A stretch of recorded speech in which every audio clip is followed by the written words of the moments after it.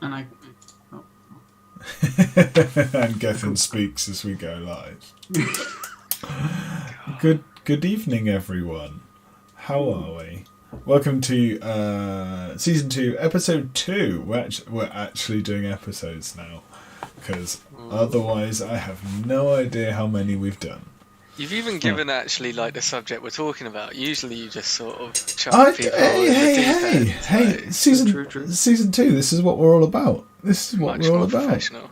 Yeah, of course. And then we've got us on still, so, maybe not. Yeah, highly professional.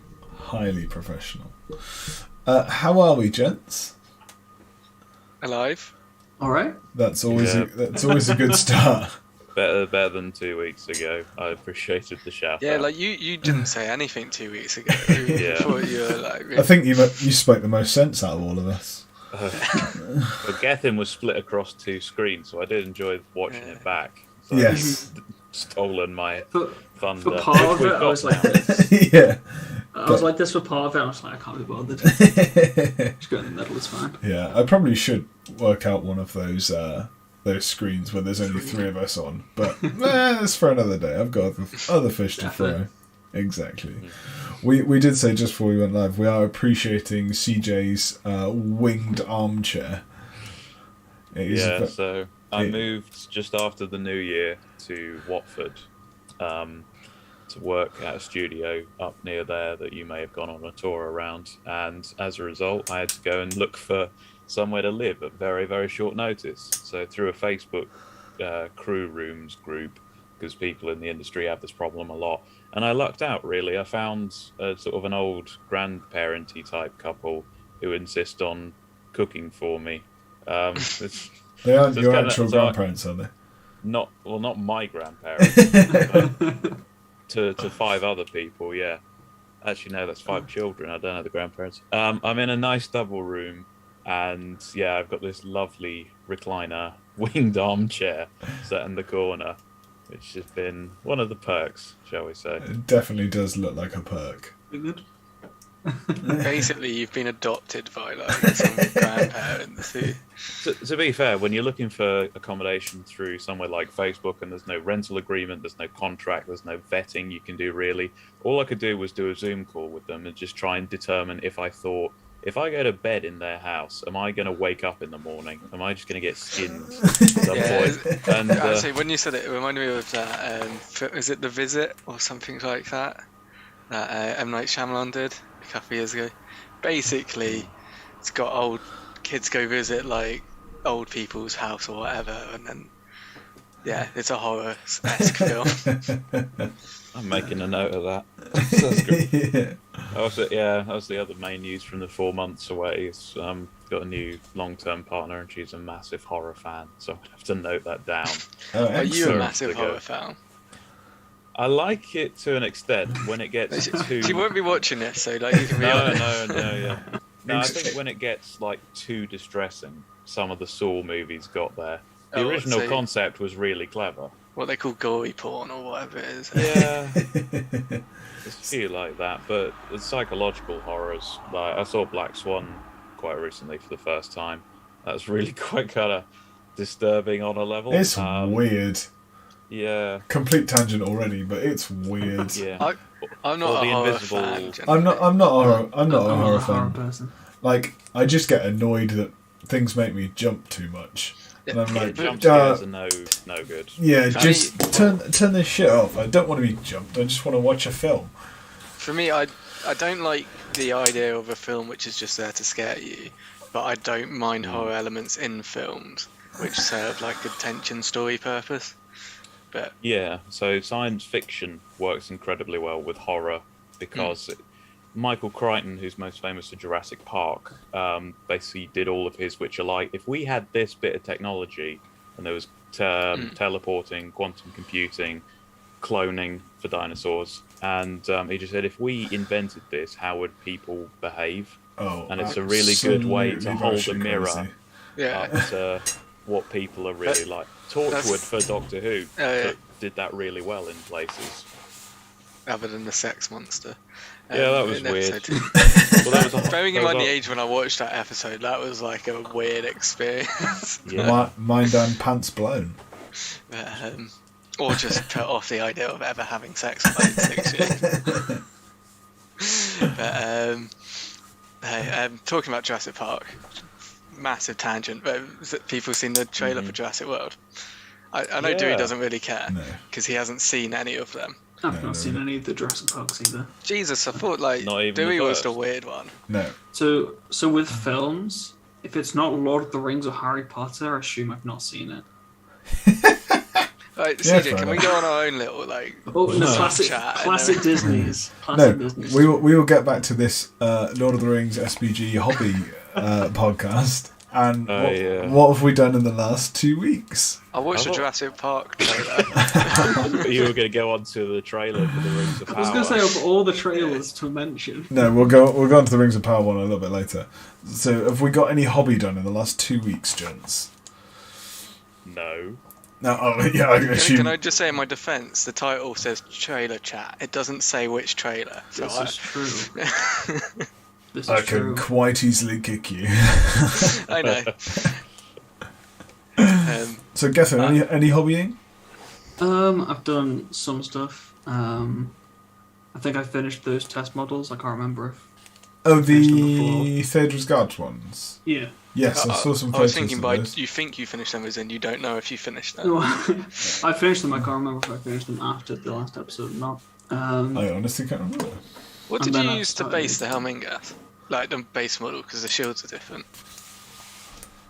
It's just a worry, Brian. The shield just looked different. I remember. It when you is, posted them up. it Should- is a should- different one. It's, what was it? Northern Italian medieval shields. I basically chose them because I was looking for ways to put throwing weapons on without doing shoddy conversions. And Yeah. some of the shields came with, Very throwing spears on clever. well, javelins on the back, but Yeah. yeah. You are they've all got correct. throwing They spears. they have been finished since the last episode. Just. So did that. Just. And then I've got a production line for all the Helmingers at the moment on the go. So I'm going to do the Helmingers, Outriders, Royal Guard, and then Carriers. Nice. Here's a And question. then Here's a played question. one That, game. oh, did you against who? Dan Stockdale. It's one of the Chester guys. Okay. So, Dan Stuckvale. Stockdale. Stockdale. I was going to say because I know a Dan Huckvale. I know Hookdale as well. Yeah. But no, he was him, Josh Devoy, and Ben Davis gave it to mine. We played a bit, and I played against him with the filthy Rohan Lothlorien list I've sent about before. Oh yeah. The one And you ripped from me and Dude. Rowan from last year. well, I ripped from me and Rowan. I think you're fine. Not Well, from you. I was When wondering have you- if, when have you- Gets popular again. When have you ever taken elves? I know, but as in it's like a cross between Rowan and my list. Yeah. It's a cross between mine and Rowan's list. No It's got one nothing to do remembers with back in the Phaedra's day, Guard. like years ago. You got Helmingas in Um, Grimbold. You weren't a fan of Grimbold until I started taking him. Oh, about that. But no, so that Oh yeah, I did think not go well for him. I think I saw you post a photo of your. Yeah, game. put them up on the GBHL thing. Yeah. Nice. But that's pretty much it from me. Oh, and I bought some of the made to order stuff, if that counts as hobby. Oh yeah, what did you In get? that case, I bought some as well. I bought a box of Easterlings and Goblins for the pure fact of if I ever want to play Easterlings or Goblins, I want the set. Yeah. Like, I don't want them at the moment, but I if I ever want... I thought about getting some goblins, and I was like, no, I've got a 3D printer. Yeah, that's fair. Like, I just want them for exactly a the bit of same. variety. If I was Yeah. playing either of those armies, I'd want a bit of a mix-up in the yeah, list, yeah. Have you received yours yet? but, yeah. I How- was already talking about the 3D printer. Sorry. Oh no! I know you've got your 3D printer. How are you? Well, How? yeah, people who don't have 3D Yeah. printers. How were your Easterlings? Because I've heard quite a few people say Well, that's there's fine. okay. So I quite know a few some people people. have had issues with the halberd. Yeah, or they're like snapped or something like that. To the point where people have got had orders sent to them again. No, I had a Yeah. chat because I saw all those posts when, like, I opened the box. Is, Yeah. is it I at the looked point through now the where delay. people are disappointed when there isn't a miscast? Because they're like, oh crap, I'm not going to get another free box. I kind of would be, Pull out the but snippet, yeah. the clippers. Yeah. Like, my two Oh, yeah. captains of Dale are perfect, and it's really annoying me. I was going to say, I have also bought 2 Captains of Dale just for the off chance that eventually I get round to Dale and obviously they're out of production, apart from the to order. So I think I ordered mine on Monday and they arrived on Tuesday. It generally was like. I think they've got Mine arrived Monday. I think they've got a lot better with the made to orders, and they've actually pre-made stock. Yeah, I Like think far they've more done than that a they little bit before. used to. Because I know, like before, I've had a made to order that's taken a couple of weeks, but now I think they're, because obviously the made to orders are so popular, they're now going right. Let's make loads. Mhm. Let's make loads, and then if they go, they go. But like I know big Bristol Independent Gaming will have some of the made to order stuff because they buy like a load of it in. They've still got like the mounted Witch King. I think they had Círdan for quite a while. Arwen, Frodo and Sam in Orc Armour, all that kind of like the Metal Warg Riders. They've still got loads, or they did have loads of it when I saw it the other week. It's one of the advantages of actually going around to a lot of these events which are held in those shops. Often, like, it's worth just looking in the shop, and they'll have like a couple of the made-to-order stuff which aren't available anymore. Yeah. But also, they won't rip you off in eBay fashion. Yeah, I did contemplate buying like 50 quid's worth of stuff and then trying to sell it on for like What a do you mean, touch one more. box of Easterlings and then Dale Captain? That was one issue with the Easterlings. It was 40 quid for a box. That's like, See, What's I the was trying to difference work between out- that and Dunland? I mean, not much, but still. There is no difference. Yeah. Because I essentially got a whole load of those Easterling pikemen when I was building my Easterling army during lockdown. And I don't know how much I paid for them individually on eBay, but I think it probably worked out roughly the same price in the end. But obviously, that out of production market or Eastern pikemen are going to be so much more in demand with the new update coming. Yeah. This is the Again, point where we just go, Games Workshop prices are rising and duck. like, Duck. Ducks are metal. rising in price. like Yes. to be It honest, makes sense. it makes It's sense. business. They're a business, prices and everything's going up. Well- Food's going up, petrol's going up, all of it's going up. But it's just Well, a way everything's of going up, life. yeah. But at And the same all- time, a and lot all- of salaries were also going up. Yeah. That's Also, Oh, if have you you got pay rise Eastern Geffen? also don't read that article from Spiky Bits that someone posted because Oh, yeah, it's fake. pretty much a load of bullshit. I will say the unfortunate thing for us as a system is Games Workshop 10 odd years ago started shifting everyone to fine cast and plastic kits because they knew the price of metal was going to be a lot more volatile, and so it was like future proofing them from massive spikes. And because a lot of our range is still in metal is the reason why we're seeing much more significant price increases than other systems, But then which again, is unfortunate. But then again, when was the last time there was massive price hikes? It's been a while since there was a the big biggest price hike I remember is when they repackaged the 24-man That was boxes so sad. into 12-man boxes, and the price I can't Pretty remember. It much was stayed like the same. It pretty much it stayed the was same. like it went from It was 20 for 24 to 15 for 12. That's what it's or changed something to. like that. But yeah.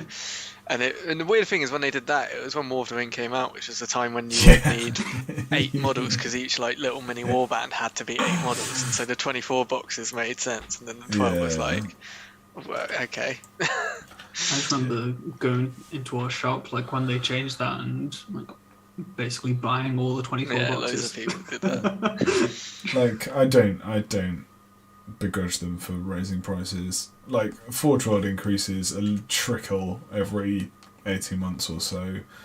Like if the metals would probably go from 3 for £8.20 to 3 for a tenner. Like it's not. So I'm probably going to Huge. buy a bunch of Knights of Dale from Forge World actually next week when I'm at the GT. Yeah. Just because I don't know if they're going up in price or not. I don't know about Forge World. Honestly, If don't anyone know. knows about Forge World, let me know in the chat. Because I think Forge I World... mean, I save on postage anyway, yeah. and I get paid that weekend, so... I think Forge will go up a little bit. But I'm planning to do an order at the end of the month because I get a little bonus. So, yeah. Happy days. Right. Should we move on to a timed top 5? So, we didn't get to Ali, do what have you hobby have done I any done. hobbying? Oh, Yeah. he's probably done something. I've written loads of bloody articles. It's really To be cute. fair, I didn't write most of them like before our last match. But no, I went to 2 events. I won one. I came second at the other, and I haven't lost a game yet this year. So the GT's going to go terribly, and I'm going to lose 3 games. I was going to say you are calling it big already. Oh yeah. But if I lose the GT, it's just because everyone tailored. Because I told everyone on my list. So I do have a small bit. I went to an event. It was actually the first one for about 4 months. I went to the GT, which was like the end of September, early October, and then just haven't had a chance through work. I've cancelled about 4 tournaments. I went to Sam Huddy's one, which was 400 points, and I did Defenders of Helm's Deep. So I just had Theoden, Banner, and the standard sort of equal split. Gambling banner. Yeah. And I just got to thinking, why is this good? And I think, for Defenders, because I had a chat about it with people in the Discord, and they said, oh no, the Fellowship characters are a trap in the Defenders Legion. And I thought, well, they are pretty much the only thing you get out of this that isn't available in just a normal elf and Rohan combination. Is this why you asked about like why I have it as one of the best legions in the game? Yeah, because I thought unless you've actually got to the high level enough where you've got like Aragorn, Haleth, Gamling, and Theoden and decent numbers, and that's not until like 750 points. So yeah, I think at the low points, Gambling with Banner is the one that would actually drop because For he's a lot of Aragorn. fun. No, I wouldn't even say Aragorn. I would put Halduin or someone like that, or Legolas, because you don't really need the excess might at those points. But then at that point, you can go spam Warriors of Rohan, and you can get a butt ton of elf bows and spears, and so you got to fight 5. You absolutely dominate at shooting, and you should still have quite solid numbers. But what makes it a really strong list is because it's got so many heroes in it and so many options. Because you've also got like Aldor and Haleth, along with the sort of you can make it to any points level kind of work, and you can do lots of different approaches. But yeah, it's the ability to get 1/3 elf bows and still have high numbers, and you've got cheap heroes to lead them and stuff like that, which elf factions themselves don't have. But yeah. Yeah, I was talking to Jack Canavan about this, and he was saying that his like 3rd hero is Gimli, just because you can throw him into where Theoden doesn't want to go. So, right, let's move on to time top 5.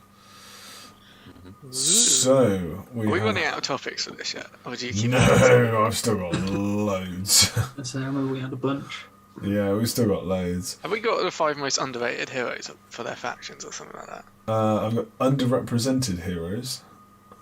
What other? So we've still got. Didn't we get the strength 4 models or something like Yeah, that? that was like the first one. The first It was a one. That disaster. was so good. Like, Strength 4 warrior humans is what we got. Yeah.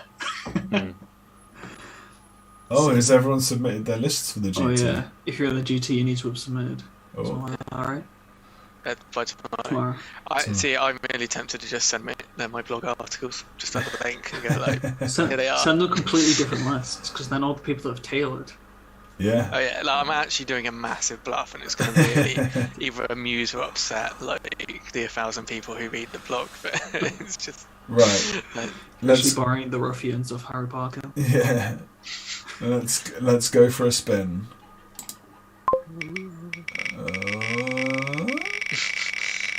I don't know what it's going to be. Oh, there's a bunch left. It spins a lot. We have...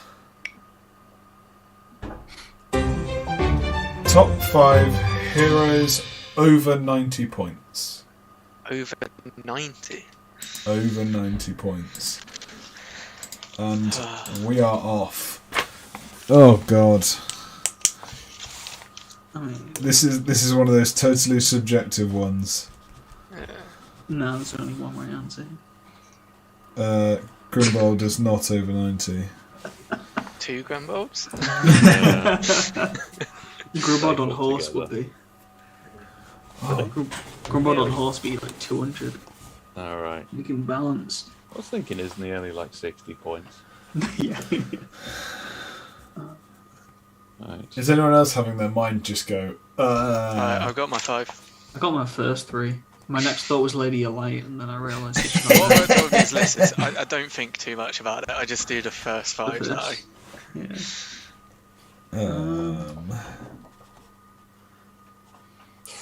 I was going to say, I'm still trying to be points efficient. See, I've been a bit of both. I think Would it be like if you put all of these heroes in a bear pit, who would be left standing? It's like Sauron, Balrog. I don't run a lot of over 90 point heroes. See, I run a lot of, like, over 90 point heroes, but they're not necessarily the best combat heroes. Wait, we're saying in combat? Well, no, it's up to you. No, it's entirely up to I was you. gonna say, It's entirely I've got up to to redo you. my entire list. Out of interest, how many people would have had Lady of Light on here before? Like, if we did this a month ago? Just because it No. basically... No. Not because it's like... I mean, I literally only It's just just to thought stop of her. people using radio. Like, she wasn't the first 5 that I thought, but...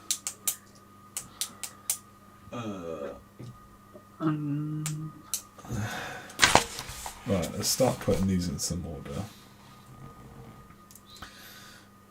Yeah, I'm having a bit of a blank.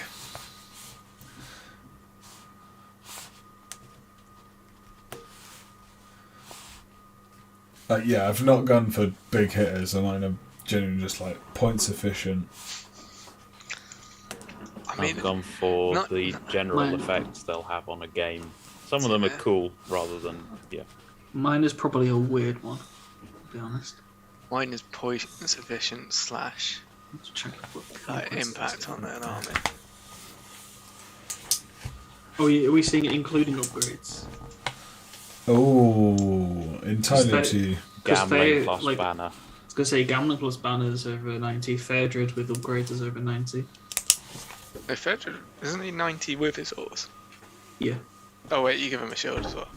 Yeah, shield and throwing spear in some cases. Mahud King with I was wondering blowpipe, if that was camel. one that... No, I've not put them in. I think I know. Just from looking at points, I've just scrolled past one which I'm pretty sure that CJ's put. To be fair, someone should have just Is gone it the watcher? Sauron, Is it Sauron. the Watcher in the Water? Oh, he's 90. Can't take him. Or is that Ashrak or whichever one? Juzag. Drizzy, yeah. Oh yeah, Drizag is 90 points. Just because I think he's... Has that screwed your list up? CJ's just gone Dragon, Drake, Watcher, Yeah. Balrog. I'm very one-dimensional. I'm going to do this and probably get judged hard for this list, but We always judge you, Geffen. Yeah. yeah. But I think this one's going to be... It's good to have consistency. I feel like my number 5 will entertain like a certain group of people. Oh, is feel it going to be a like Dwarf that's King or that's some weird. shit like that? No, because they're only 75 points. Iron Hill's captain on Goat. No, because I don't think they're that great. Dwarf champion. 3 heroes in one. Actually, no, wait. Dwarf King. Oh no, you can only get it to 90. King's Champion. But then you can change its weapon. So, So it's you not can a get named it to hero, so you can 95. get 95. I imagine if you I'm gave changing my list. Imagine if you gave the King's Champion hammers instead of axes. Just donk, donk. I mean, there's an argument for it, like just for ultimate bonking. But Because wasn't there a guy in Australia who converted Citadel Guard to have batons, as in they were the police of Minas Tirith, and you just go that's and quite funny, right? bashing everyone. I do quite enjoy that Dunk. idea. Dunk. So I remember, well, We've got I wrote 5 seconds. my wood elves with flails and picks. I remember when people used to do that with the goblins. And we have time. The thing with those was with your elves was just the fact that it kind of on the you just on the side of these elves there were just these massive flails. I was just like, Christ. You wouldn't have thought out of the 4 of us, Geffen was like actually the cheesiest player, would you? No. Right. Well, what was it? If I hadn't done that, it would never have led me to Helmingers. Oh God. So I was like, what can I replace these elves with picks with? I remember back in the day though, it was Jamie Gibbon who genuinely gave all his wood elves axes for one event, and then I think because he got so much abuse for that, like I haven't seen anyone do it since. Didn't someone give a load of wozes? I was gonna say, Oh yeah, no, which that is- one was that was Jamie Gibbon as well. Oh, okay. But, like everyone used to do that with wozes to a certain extent Just- because they were like, oh, they're woodsmen. They need yeah. axes. Right, Gethin, start us off. Number 5. number 5 is Dane. Dane. Good call. Iron Hills, just Yeah, because yeah, it's... Dane, I don't think I need to explain. young Incredibly Dane, solid not model. old Dane. yeah. Yeah, young Dane. Incredibly solid. Young Dane, old model Dane. Not old model, medium model. Medium model. Yeah, because there's the old model old Dane. Old model, old Dane. There's I bet Iron you Hills half the people got no idea what we're on about. I think he's just got an incredibly strong start line. He's got yeah. the right numbers in the right places. He's Yes. got pretty good rules. His army that he fits in, he works really well. That army's really well. Yeah. Yeah, agreed. CJ, I'm gonna guess dragon. No. You just got a dragon with each of the upgrades. Like, Yeah, that would have been a lazy option. Damn, I didn't think of that. Vanilla dragon. I'm going to do a quick honourable mention to the Shade, who is just squeezed out. Just for the yeah. effect he has Yeah. on a game, good. completely changes the play style. And it's Yeah. so unconventional for a hero, just no attack power, just sits at the back and Yep. makes everyone, yeah. So for number 5, I'm going to go with Thranduil. Oh, I love he didn't how even cross my mind. assemblable he is. You can take him for 100 points, or you can do any configuration up to, I think, 195. me, Dewi, and a couple in the Discord have been having a chat about this. What do you get? Name that person. What, Clubly? Yep. Carry on. Do you go to Crown first, or do you go to Blade? The Depends additional what you- Blade. Yeah, I mean, to I be go honest, Crown. I played Thranduil mostly in the previous edition when he was the 2 attack, and I really like that model with the staff. Yes. Pretty regal. I do love the effect of the crown, and you always forget that he's got a free Nature's Wrath. Yeah. Until far too, and they, oh yeah, I could have done that in the last turn and stopped myself breaking. I love the profile with the attack shenanigans. I love that you can make him terrifying. I, to be honest, think you almost always go for the blades. It just makes him so survivable and so scary. So, yeah, See, I it's- go for the Crown first. I go because I Crown. think the Yeah. Terror Crown. and the Nature's Wrath is a better is better overall most of The the fact time. that you can just for free, well, obviously it's not for free because it costs money, but Heroic Channel or Dismay, Is with that armor 12-inch bubble? 12 These inch. days? Yeah. That's the entire That's pretty army good, covered in actually. terror. Oh, I didn't think about that. You're talking to the guy remember that ran Damien- Thranduil and Helmingers. Yeah. Yeah, I remember. I The think it old was time. Damien used to do it in the old edition quite a bit. Yeah. If good. Thranduil wasn't my leader, and I was using him in a supplementary way, then maybe I'd look at doing that. Yeah. See, for me, the argument is because he's the leader, and also he has support potential in the +1 to wound and all that. He doesn't need to be in combat, and it's often better to not have your leader in combat, just because even if they're amazing, you're always risking. Like, yeah. So that's why I prefer the Crown, and I think It's Dewi's the only same. defense Yeah. 4 or 6 as well, so he's not the tankiest. Do you not have the heavy armor first of all? Oh yeah, heavy Oh, yeah, armor. no, it was Heavy armor. between the crown or the blade. Yeah, it was the choice between the two. Like for, Both. there's a lot of points. At that point, you're pushing 170 odd points. Yeah, for me, it's kind of like if you stick him on a horse, blades not necessarily needed. And to me, I'd try and use him more as a support hero, not a killing hero, because you've actually got elves who can wound because they get +1 to wound near him, that kind of thing. So the crown just adds to that buff. Mm-hmm. Isn't part of the sword the buffs for being on foot as well? Or is that just part of his profile? Yeah, no, you get that with the sword. But the sword's 30, 40 points. How much? 30 points, 30. and the crown's 25, something like that. You did get FAQ, didn't it? In the most recent one that I missed with you guys. The Blade Lord doesn't give him fight 7 while he's on a horse. Ooh, I Yeah, don't know. I didn't see that. I don't think that was in the latest FAQ. Because I feel like I would have remembered that. I was going to say, I don't remember that one. That as in, it may have come in September The FAQ latest or one. whatever it is. Yeah, I don't remember seeing that. Ali, what's your number 5? So, partly I genuinely would have him in the conversation. He may not make it in the top 5, but also because he was missed out on a list that came out today, which he definitely deserved to be on.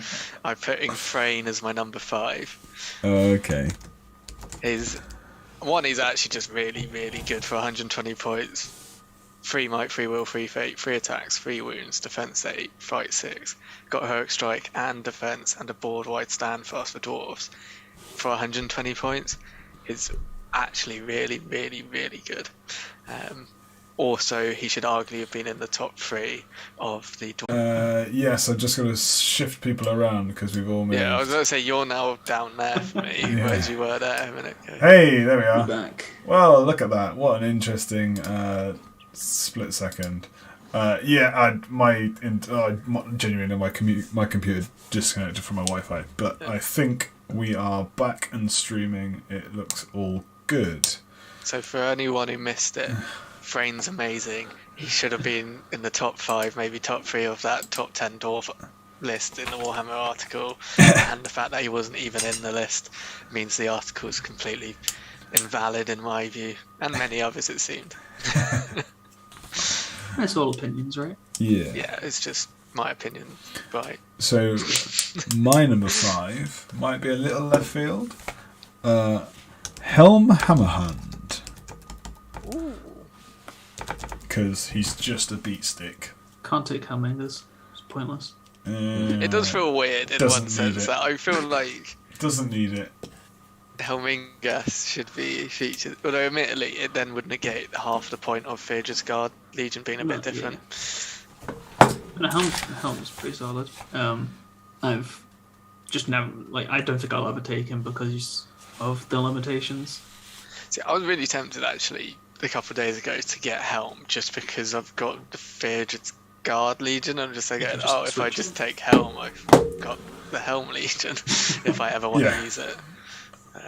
Pretty much. So yeah, it's I think he's solid, especially in his Legion. Just he gets Everything. yeah. This was another discussion we had on Discord the other day.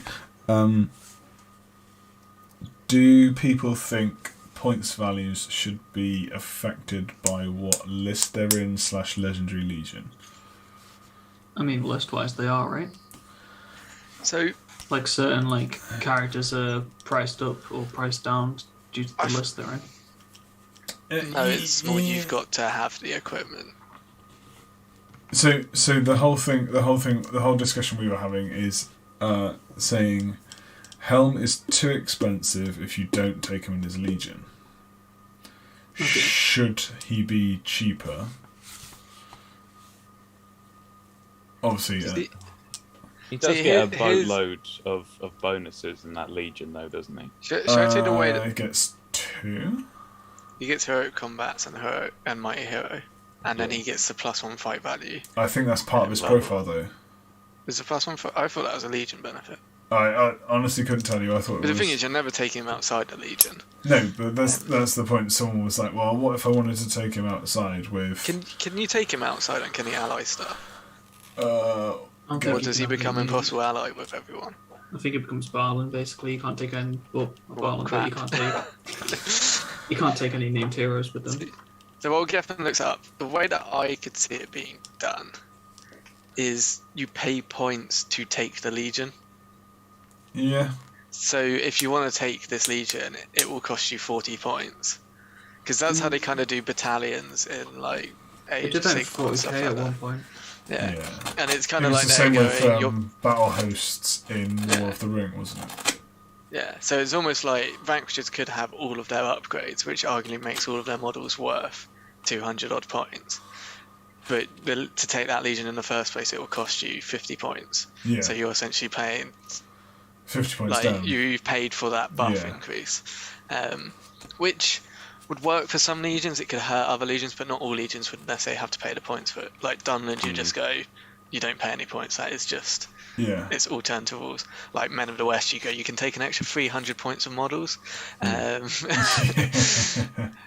But like, Where's the stats for Helm? I At the found back. it. he's right at the back Back of the book. because he's in the He's- appendices. Yeah, but, it's in the appendices.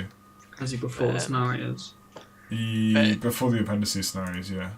but that would be a way to actually avoid certain army lists at certain points being annoying, like Rangers of Aphelion.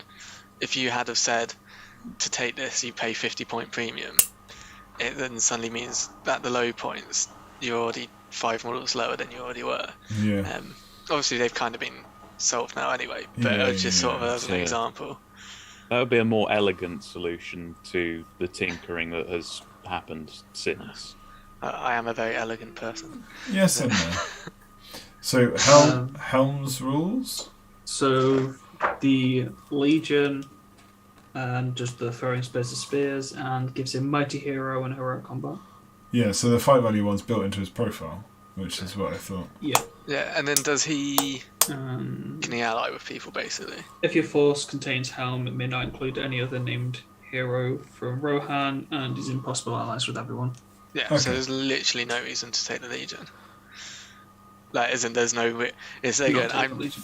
Yeah. I suppose in the Legion he may not have certain troop choice, which is like Sons of Earl. I don't think he's missing any others. Which you don't want to take anyway. I'll have a look. Well, Warriors, Riders, Royal Guard, Outriders. He could take Captains and Huntsmen. oh, he does have Outriders. So, Yeah, so he's got everyone but Sons of Earl, so... Yeah. Unless if you really want to take Sons of Earl, it doesn't really matter. No, not at all. Yeah.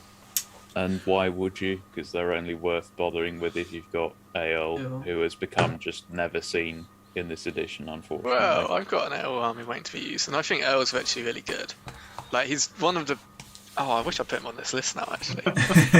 he's one of the best point-sufficient characters for what you get. 'Cause Was he's he 100? 115, but he gets a throwing spear and an armoured horse, which makes Yes. 12 included.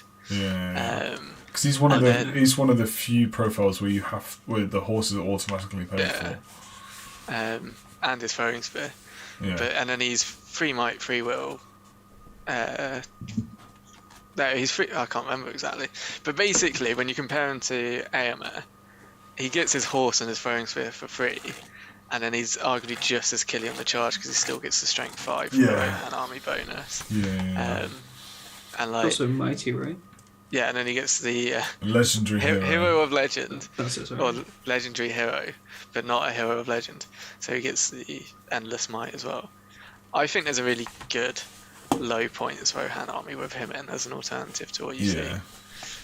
see. He's 322. Right, my number 4 before. You can ally with the Minas Tirith as well. Yeah. People take Kings of Men. Yeah, that's what my army is. Yeah. My King number of Men. 4, because Do we roll it now? we've been going for a while, is Imrahil. Just buffs. I kind of forgot about him as well. Yeah. Buffs and fight value buffs and banners, and the fact he's defense 7, fight 6, 3s everywhere. Give him a horse and a lance, and he will kill most things. He's that guy in school who everyone's like really likes but really doesn't want to like because he's just good at everything. It's just like, oh, I want to hate him but I can't because he's a really nice guy. Yeah. No, I think he's solid. I think he's really solid, and I play with him a lot, so yeah, can't complain. I think more people would like him and run him if the army was affordable. It is 3D printing. I mean, officially affordable. God, I'm really pushing that 3D printing. I thought CJ was going to be the one. But I'm there's still yet to run mine. because I've been trying to make sure I do it correctly. I'm really scared of breaking it. But because just put out some really beautiful miniatures, so yeah, I'm gonna give that a whirl. Yeah, like actually, as a side tangent later, I can probably like show some of the dwarfs I got. Oh yeah. But yeah, like I just think he's really good. Yeah. So, Gethin, what's your number 4? My number 4 is Gandalf. Which one? The Grey. From... Does it matter? Yeah, it does actually. Oh, Fellowship? Oh, it's close. I mean, I guess if we're going overall, I guess Lake Town. Yeah, because you can beat troops. Yeah.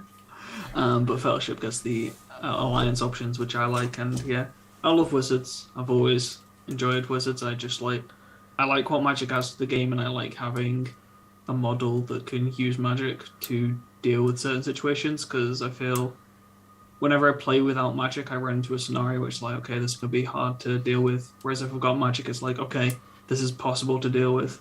Like if I get the Immobilize or I get the Sorcerer's Blast or anything like that, it just gives you a lot more tools. Like it's not the most combat heavy thing in the world.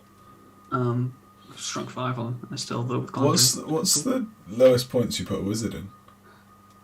600 for me. 600. What if you play less? What do you do? Don't put a wizard in. I don't really play less. Okay. Generally, I'm just curious. Doesn't exist lower. I think at this point, if I played less, I'd play either Theodred's Guard or Wars of Isengard. So Nice.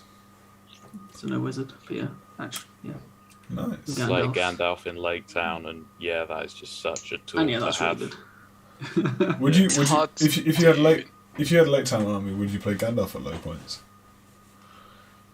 Not really.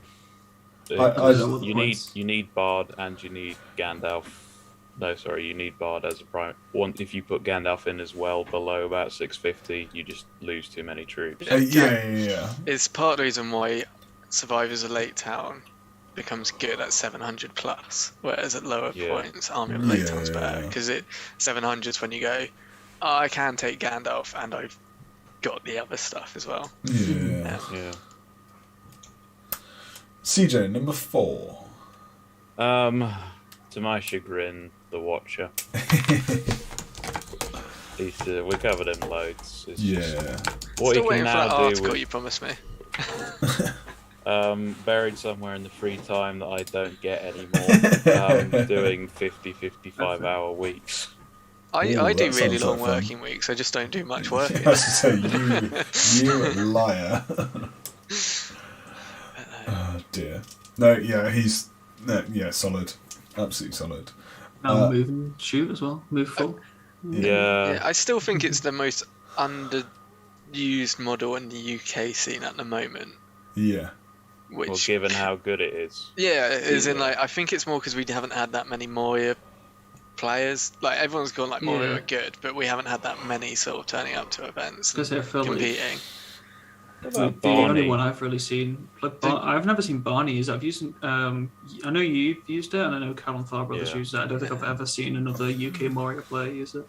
Yeah, so Barney hasn't done that many events. Barney used to use the whole Druzag and spiders and bats and. I think it's partly because Moria's got so many ways you can build it. Yeah. That, and it just happens Barney wasn't a Watcher guy, he was the Druzag Bats guy. I actually think some people prefer the Balrog, some people prefer the Watcher, people love Drakes, the odd person loves a dragon. Like there's loads of ways to go. I've seen loads more pop up since the FAQ last year though. People are like, oh, look at my work in progress. Like, damn you. Oh, what? As in, yeah. I was thinking because I haven't seen any at a tournament yet since we started again. It's been so fragmented, the tournament scene in the last 2 years, hasn't it? Oh, no, I just mean since September, because I've been to a crap ton of events. I generally actually haven't. And there's been a couple of Moria players. I think people might get bored of the gimmick. How much is the model / is it available? £44. £44 is available, or it's 200 points if that was the question. It is fine cost. I hate the model. This is the irony. I wonder whether that's more because it's an expensive model that like people may not like massively. Yeah. I prefer They're seeing, not desperate to fit it in their army. Yeah. I prefer seeing the older one done with conversions, where people have got it like bursting out of the base. Yeah, Stuff like that. That's really I cool. want to do that. There's some now. really cool stuff with that. So I played it once, which was at the last GT, which like at the time the FAQ hadn't come out, but we played it this way anyway with the bat dragging Durin out into the bat, and then Durin was just there for 3 turns going defense, and then he died. But yeah, that was the only time I think I played it against it. Sort of. If you set it up properly, heroic defense doesn't really help you anymore because you've just got too many dice. Yeah, it was more of a delaying tactic. It might as well for 1 point of mine. Yeah, it's like Durin's gonna die anyway. It's just there going like. Make them use more resources. Yeah, exactly. And meanwhile, the rest of my daughters went and killed all of the goblins because. Yeah.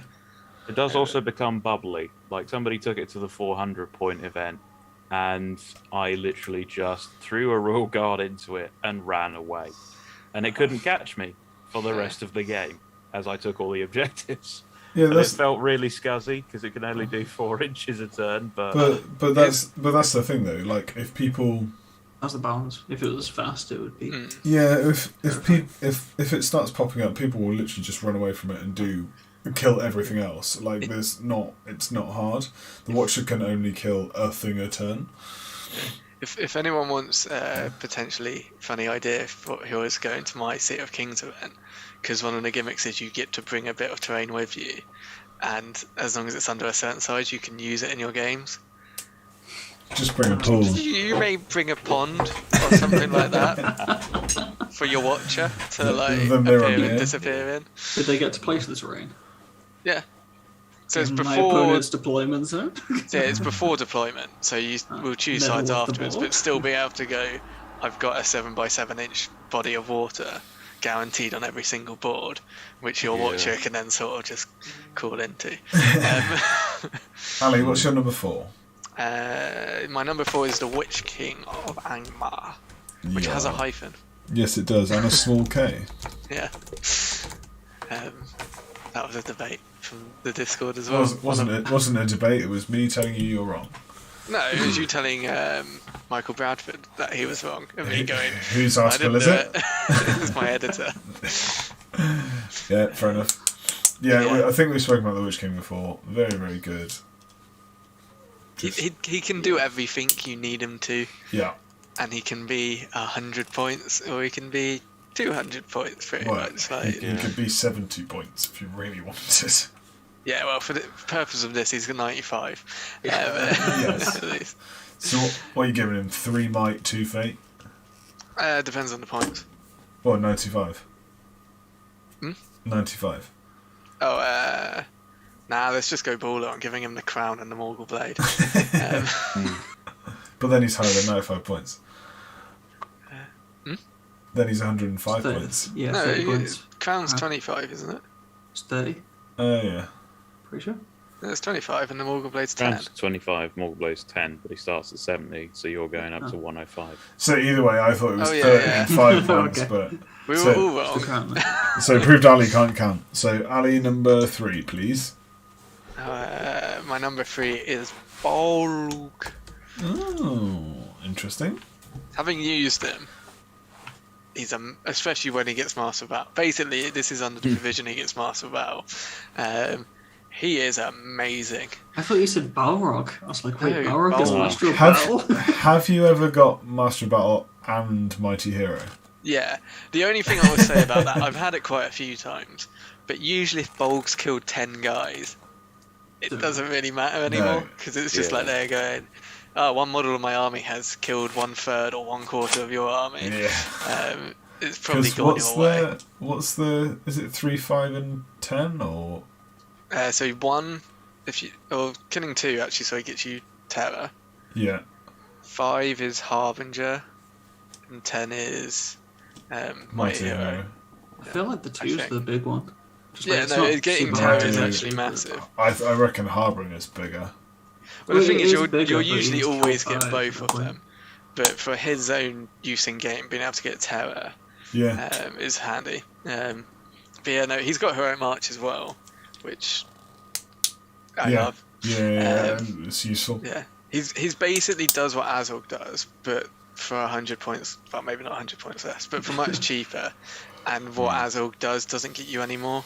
Like, Bolg is going to kill with strength 5 plus 1 to wound most heroes on 4s anyway, so it doesn't really matter Like about 3 pluses. 3 pluses to wound. He's fight 7, so he still gets that. So any hero will have to strike against him, and then he'll get to strike back for free. He gets rerolls 1s to wound against dwarves and elves, which people often forget. He's defense 7. Like, he's better at killing troops than Azog is. Oh yeah. That's how I would categorise him. Go, Bolg is the troop chomper, Azog is the hero killer. But it's the troop chomper which can still beat up every hero heroes, in combat. Yeah. So that's a one shot by Grumbold though. Yeah. But that's why he's in the list for me. But yeah. What I noticed when you played me with Bolg on his stretch warg was the aperture of that oval makes it really easy to hit 3 enemies on the charge, which you can't do with virtually any other base. Yeah. So that helps him rack up the kills. And the other thing, actually, on the cinema, because the base is really long, especially when he gets terror, you can just go sort of drift sideways into like a gap or like plug a hole in the line, and it's there going, well, you can charge Bolg if you want. Like, you may not do, and it's kind of. Do you reckon that's one of the reasons he's on Oval Base, to try and get more kills? No, I think it's literally. I don't think any of that. It was just a sculpt, and they just picked a base. I don't think model design at that point, whether it even still does, comes into competitive either. It's a question to ask the middle of the team. One thing with the Oval Base as well is it makes it more awkward to trap. Yeah. Like, you can still trap it with 3 models, but you need to move further, and you've got one guy kind of out in the middle of nowhere usually. Yeah. So it's hard to get to. The thing that I quite like about Master of Battle as well is it can make him do, like, so you charge like a hero who will go, okay, I'll heroic defense, and you go, cool, I'll free heroic defense because I can. Yeah. So it just means if it goes wrong, you've even got like sort of a backup insurance policy. Yeah. So he can do heroics that he doesn't himself have. Yeah. So I've done a channel a couple of times. That's what Master of Battle is. Yeah. You say you channeled. Yeah, because it's funny. Channel this pig through your skull. CJ number 3. Oh yeah. Shadow Lord. Just stick him on a fell beast or on a horse as a supporting character. Yeah. And there was a reason he was such a drop-in for evil lists for such a long time, and still is to an extent. Yeah. That Pool of Darkness is such a strong ability for the 10 points that he pays over a normal Wraith. Yeah. And his casting is still absolutely fine. Except Black Dart is 6 inches. Yes, that's the only difference, but it doesn't make that much of a difference. He's got a downside. His courage is lower. His courage is 5. Courage 5, yeah. For no good reason. But yeah. It had to be different. Yeah. Get it, number 3. Witch King. Witch King. I was just about to say before we did that again, like, we haven't actually had any duplicates yet, which is quite impressive. For pretty much all the things that Ali was saying. Yeah. It's my personal favourite Wraith in this edition. He's very good. The crown and stuff. My number 3 is Suluran. I forgot about him as well. Yeah. Cheap. I thought he was 90. No, he's 100. He used to be. Last edition he was. Okay. He's 100. Cheap hero of legend with a poison sword, a big banner on his back. That counts as a banner as well. That counts as a banner. He's got strike, he's got march. Like, lead sheep troops. So good. And green with Mordor and Harad Corsairs. Arguably, he would actually probably have got in the top 2 or 3 on my list if I'd remembered him. Because he is arguably the best points hero available to evil. I think so. And he can go into what? Mordor, Farharad, Corsairs, and Harad. Yeah, green. Those are the green, yeah. Farharad. Go to Warrior for yellow. Yeah. You say I mean, put it this way, the amount of Corsair armies I've seen literally drop just him in. Well, get a 6-inch banner for their army. Yeah, you quite often see Suladan with like 3 or 4 Serpent Riders. Yeah. Mhm. It rounds out Corsairs so well. Yeah. Does the banner, does the cavalry, Yeah. takes the hero of legend off of, Dalamir, or you can have it be the other way around. Yeah. Dalamir's And you get untrappable. March. Yeah, and you get And March. March, yeah. Mhm. He's very solid. Very solid. I'll swiftly move on to my number 2. Which King of Angmar? Right, we'll move on. We've spoken about him enough. The advantage of these lists, you tend to speed up. When we get... Alastar. My number 2 is Mr. Dane Ironfoot. Cool. Because Dane's He's so good. actually the main thing that puts him above nearly every other dwarf character is the fact he has March built into his profile, Yeah.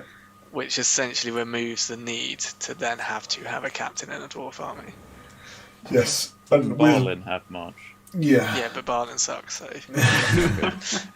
But then also with the fact that he's got Master of Battle as well, you don't feel as bad. Obviously, it's on the 4+, but you don't feel as bad spending the might on the march. You're like, yeah, cool, fine. and then he's strength 5 like bulk +1 to wound. Yeah. 3 attacks, 3 might, 3 fate, like heroic strike. Rocket sausage. Iron Hills pass all courage hate that. tests. He can actually move fast. I know I've talked about not taking the sausage, but I'm gonna say pig or no pig, Ali. in Iron Hills pure you go pig. Yeah. If you're allying with Army of Thor, I don't think you go pig. Erebor reclaimed. You go pig. You don't ally with them because they're not green. No, but he's in the army He's list in as a it. hero of valor. Oh, yeah. What if you're allying with Lake Town or Thranduil's Halls? Pig. From Erebor reclaimed. From Iron either, Hills. I I don't think care. it's Erebor. Can I know ally with them? Well, you do it with Erebor reclaimed so they can keep their army bonuses. I don't know, because I wouldn't consider it with Thranduil's Halls because they're elves.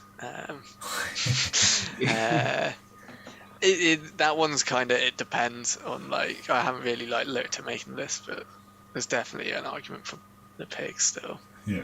Put another sausage, make Barge your leader, charge him in, just let Dane just kill everything.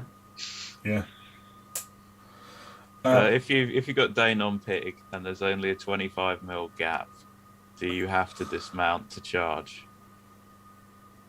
So this came up with Phaedrid as well, Yeah. and stuff like that. Oh, this thing. Okay. I don't think you do, Oh, no. because it's I a would say- complicated manoeuvre. I would say no. Okay, sure. I would TO that as a no.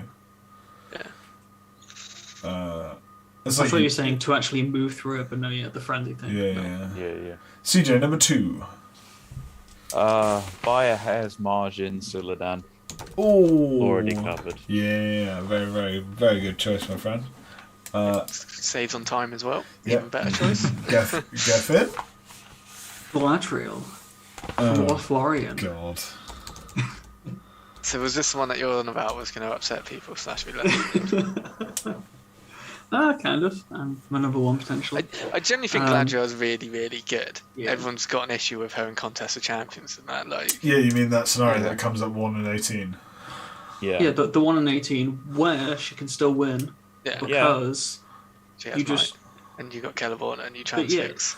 Yeah. Caliborn, what are you doing with your life? You basically need to do it. It's My basically number 1 is you use- Celeborn.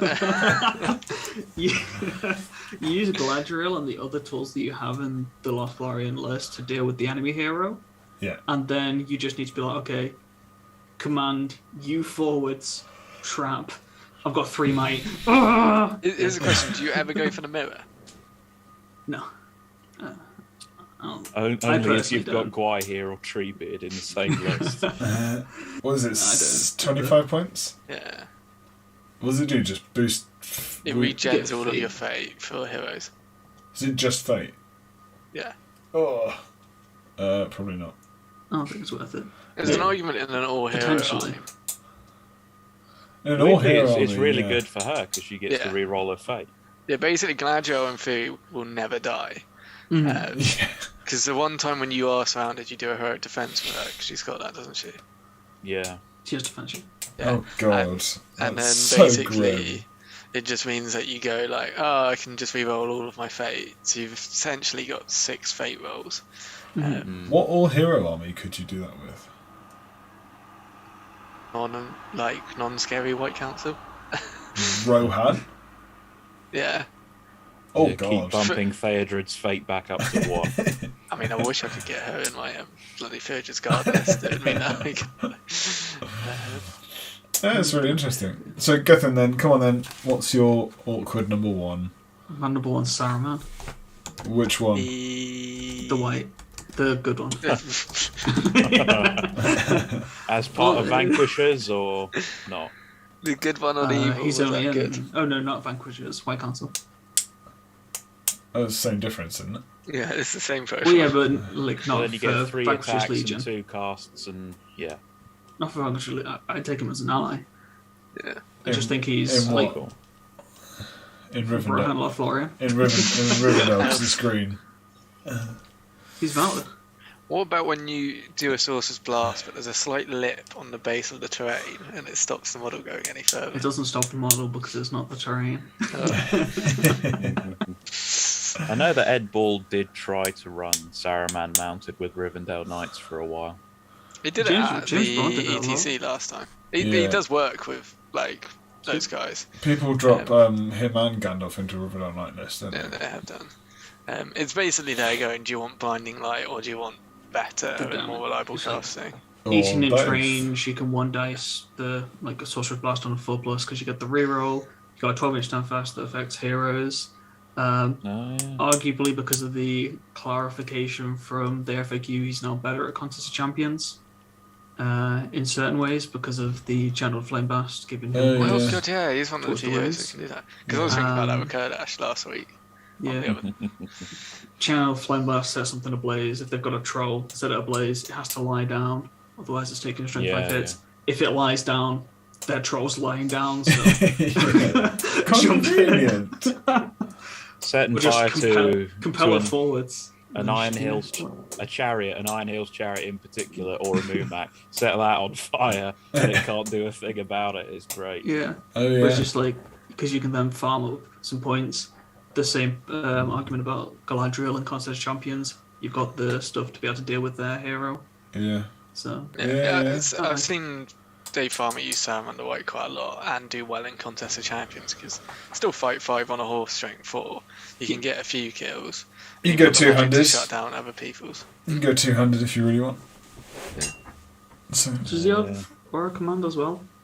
He does in good. Yeah. So that's He's pretty also got heroic defense in good, which I only realised recently he doesn't have when he's evil.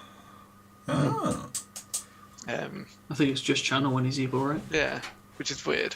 Like, Oh, I mean, it's not that's super strange. weird, but it's just like, Yeah. It's kind of weird that he just loses the ability when he gains the plant here. Yeah.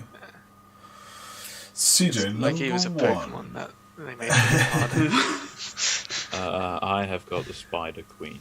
Oh. Also forgot about that one. God, there's a lot of models I forgot. It's This is just Maybe I what shouldn't happens. just go to the first gonna 5 say. models that come to my brain. It's another one that is just super allyable. Yeah. Hero, Valor, and Yellow with virtually everything. You can shoot out Yeah. 3 objective thieves. You've got a hero monster that can get over everything and knock things over on the charge. It's just Yeah. great. It's got strike and defense as well. Even if you catch it, it's just gonna nope. Yeah. The only Yeah. weakness is the 2 attacks. You just learn not to overreach, basically. Or let it Yeah, get, go around the other side of the board. Or let her get shot. If she gets shot, if she gets shot, then Yeah. you're in trouble. So last time I played the Spider Queen, it was with Rowan May, and I managed to take 2 of the wounds off before combat, just with like a couple of Dwarf Ranger bows, because she's only D4. I don't think I've ever played it. At 5/5/5, I killed the Spider Queen in a turn, even though she was partially behind a ruin with Black Veil Archers. That's because Black Veil Archers see something, they kill it. Pretty much. I do. Pick a target, they wipe it out. I'm pretty sure I did call a shoot and accuracy that turn. Obviously. Yeah. Who's Just. got the monster wounding thing? Is that Din here? Yeah. Yeah. D3 wins. Sweet. Bit weird actually. Like nearly every time, apart from I think the last time I played the Spider Queen, I've had Thrain in my army, and they always just end up fighting each other. Because it's kind of like our two disposable like killer heroes just go, hello, we're going to either both strike or both defense or stuff like that. But, yeah. Ali, you're number 1.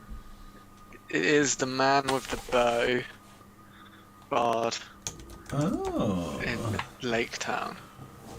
Well, So the reason in why either, he... really. Hmm?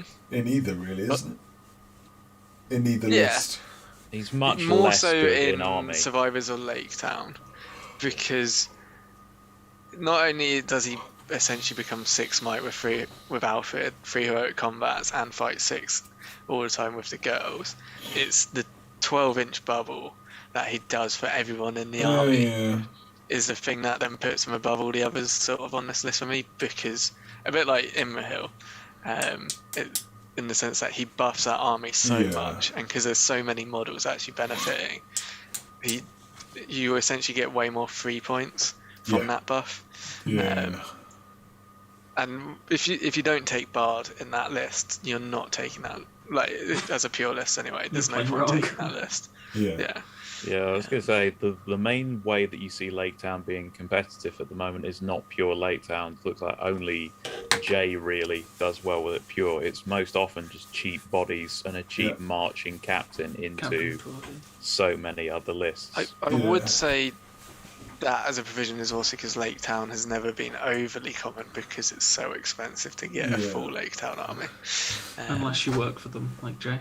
I think he got... Oh no, to be fair, he worked for GW before then, so he got at least 50% off. So the Lake Town list that I've written recently was a combination of Variable Reclaimed and Lake Town. And it was like Hilda, Captain, 2 4 warbands, and then Biffa and Thorin on go. And like it was like 22 doors total. 2 goats, 2 heroes, 18 guys, 1 with a banner, all with spears. And it's suddenly like, okay, so at 700 points I've got 48 models, but nearly half of them are dwarves. And it's suddenly like, oh, okay.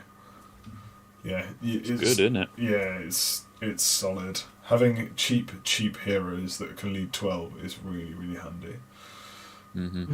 Hilda arguably should not be Fortitude, nor should Bilbo, and Gandalf leading Bilbo troops should is a be bit dodgy. Bilbo should be minor. Bilbo should be in. Oh, yeah, independent. No, Bilbo should be minor. He shouldn't be independent. He should be. He doesn't lead minor. anyone. Yeah, but then he also, if he's independent, he can just be dropped into Bard's Warband. Yeah, I still think that's fine. That's fine. Like, I'd rather it made sense. But in the thematic sense of it, He spends the whole battle hugging Gandalf. Like, I'm staying with you. Yeah. It should be you can take Bilbo if you have Gandalf. Yeah. I mean, that's the way I'd take it anyway. I wouldn't take Bilbo before Gandalf. There's like at 600 points, there's a bit of a niche where there's an awkward amount of points Yeah, to but you fill. take Army of Lake Town. I don't Okay, have that all requires those me- guards. I was going to say, yeah. No, the thing is, you get the guard models because it specifically says in the book you can use them as militia. Yeah. Well, I would Pro now. tip. I bought them like 4 or Yeah, 5 well. years ago. Yeah. Insane. I have been told that there's a box of like Russian soldiers that looks almost identical. Oh, So really? I am kind of thinking, I'm waiting for someone to do a month of Patreon of river folk. let's oh put yeah, it there's that somebody way. doing it. I on don't Patreon. I don't know if there is, but I'm waiting for someone to do it. My number 1 has been covered before.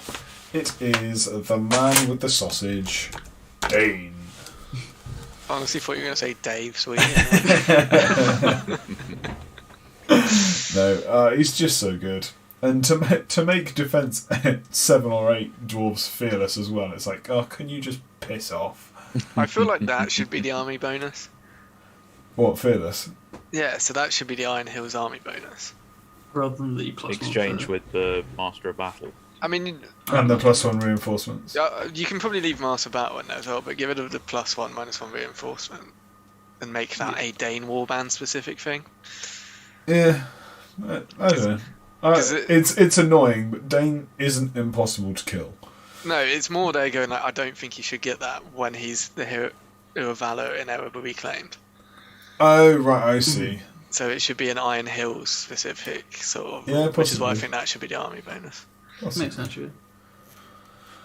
But anyways, there is our time. There is In our. chat with Oh yeah, I've seen Is a it- few.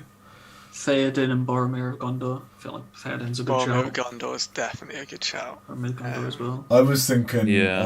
Boromir White Tower, but he has a lot of points for the way I Mhm. was looking at things. What was the I other just one? realised all of my heroes apart from the Witch King are Hobbit heroes. Yeah.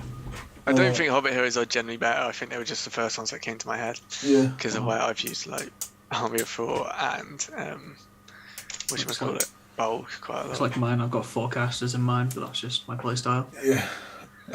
And CJ's got 3 heroes beginning with S in his top 3. There's that, yeah, and mostly all evil. I honestly find good armies boring. I find just being See, I find nasty. I'm the other evil way. armies aesthetically like not particularly interesting for the sort of similar reason. I've been having this discussion with Josh Devoy at the moment. Like he can't find a good list that he wants to play. I can't find an evil list that I want to play. I'm with Josh. I tend towards evil. Yeah. I used to last edition because I loved Isengard and stuff, but Just I don't know why, but like. Because you're an evil man. Right. That's why- for me, it's obvious there's no evil dwarves that they released, so yeah, there's no Helmingers. There are evil Dunland are arguably dwarves Helmingers. in the legend. Don't you Like, dare say Dunland. Because they're awful.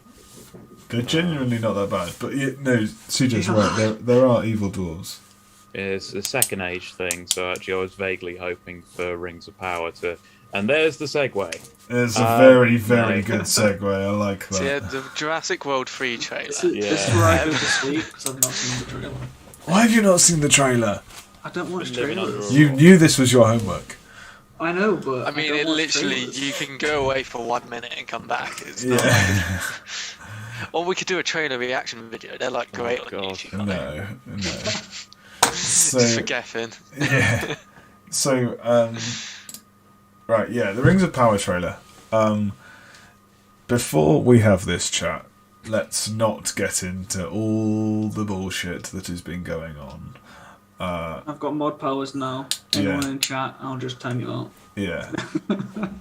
Like, it's a fantasy world. He didn't write about the whole world. There could be pockets of this, that, and the other. Who cares? There's I also did- the I did letter quite from him, right? There was a letter that someone was sharing around where he basically, I think it was 2 fans themselves. He never specifies that he's writing about white elves and white dwarfs and stuff like that. He's completely against the whole thing of being like these guys are white. So in his actual writing, Wasn't he completely against, like, obviously all the stuff that was going on in the world? Oh Yeah, yeah, at that time. his response to like something about getting Lord of the Rings published in Nazi Germany or something like that. Yeah. Yeah, the publisher said, can we check if you're Jewish? With the presumption that therefore they wouldn't. And he just went, well, they're great people. I don't think so. I used to be from Germany. Here's Now again, I I don't regret to inform I'm not aware of any bloodline of like that fine people or something like that. Basically, taking a piss. But I did quite enjoy that article, CJ, that you or the thing that someone got all of the responses to the original trilogy before it came out, so the Peter Jackson one, where people were having exactly the same flip out about political correctness, as it was called then, as opposed to wokeness, and with Arwen becoming a badass bitch and blah blah blah and all this, and it's hilarious how almost identical it is, that you just swap like certain words that are in vogue now instead. But Yeah. different people but the exact same tone. Yeah. the one thing I will say is like, What is a chair? yeah, it is. It's great. But the dwarf women with beards, I think it's a smart thing not to have them with beards in the show, because it will be distracting for a general audience. Doesn't she have like a tiny bit of a beard, but obviously not a She may have a little full-blown bit, but if you had a full-on like women with beards Yeah. as one of your main characters, it's gonna just be distracting for people, Yeah. There's also and it just a doesn't random really line. matter. There's Like- a random line that Gimli said as well. Oh no, I think it is genuinely a vague thing. Like, as in, it's one of those things that, for the sake of a good adaptation for people to consume, I'm willing for someone to have a shave. Like, Yeah. it Like, doesn't actually change anything Yeah. really. like, Also, guys get beards, but like I've got a beard. Dewey's got a Yeah. beard. Alice doesn't. Like, Yeah. they Like- shave. like I feel personally targeted now. the trailer. In the law, I have a beard. The trailer didn't show much. Let's be No, perfectly honest. it's a teaser trailer. It's still 7 months It's- out. It's It's a minute long with what 20 odd different shots, probably. what about Geffin's sex life? Oh God. We need CJ back to keep me in control.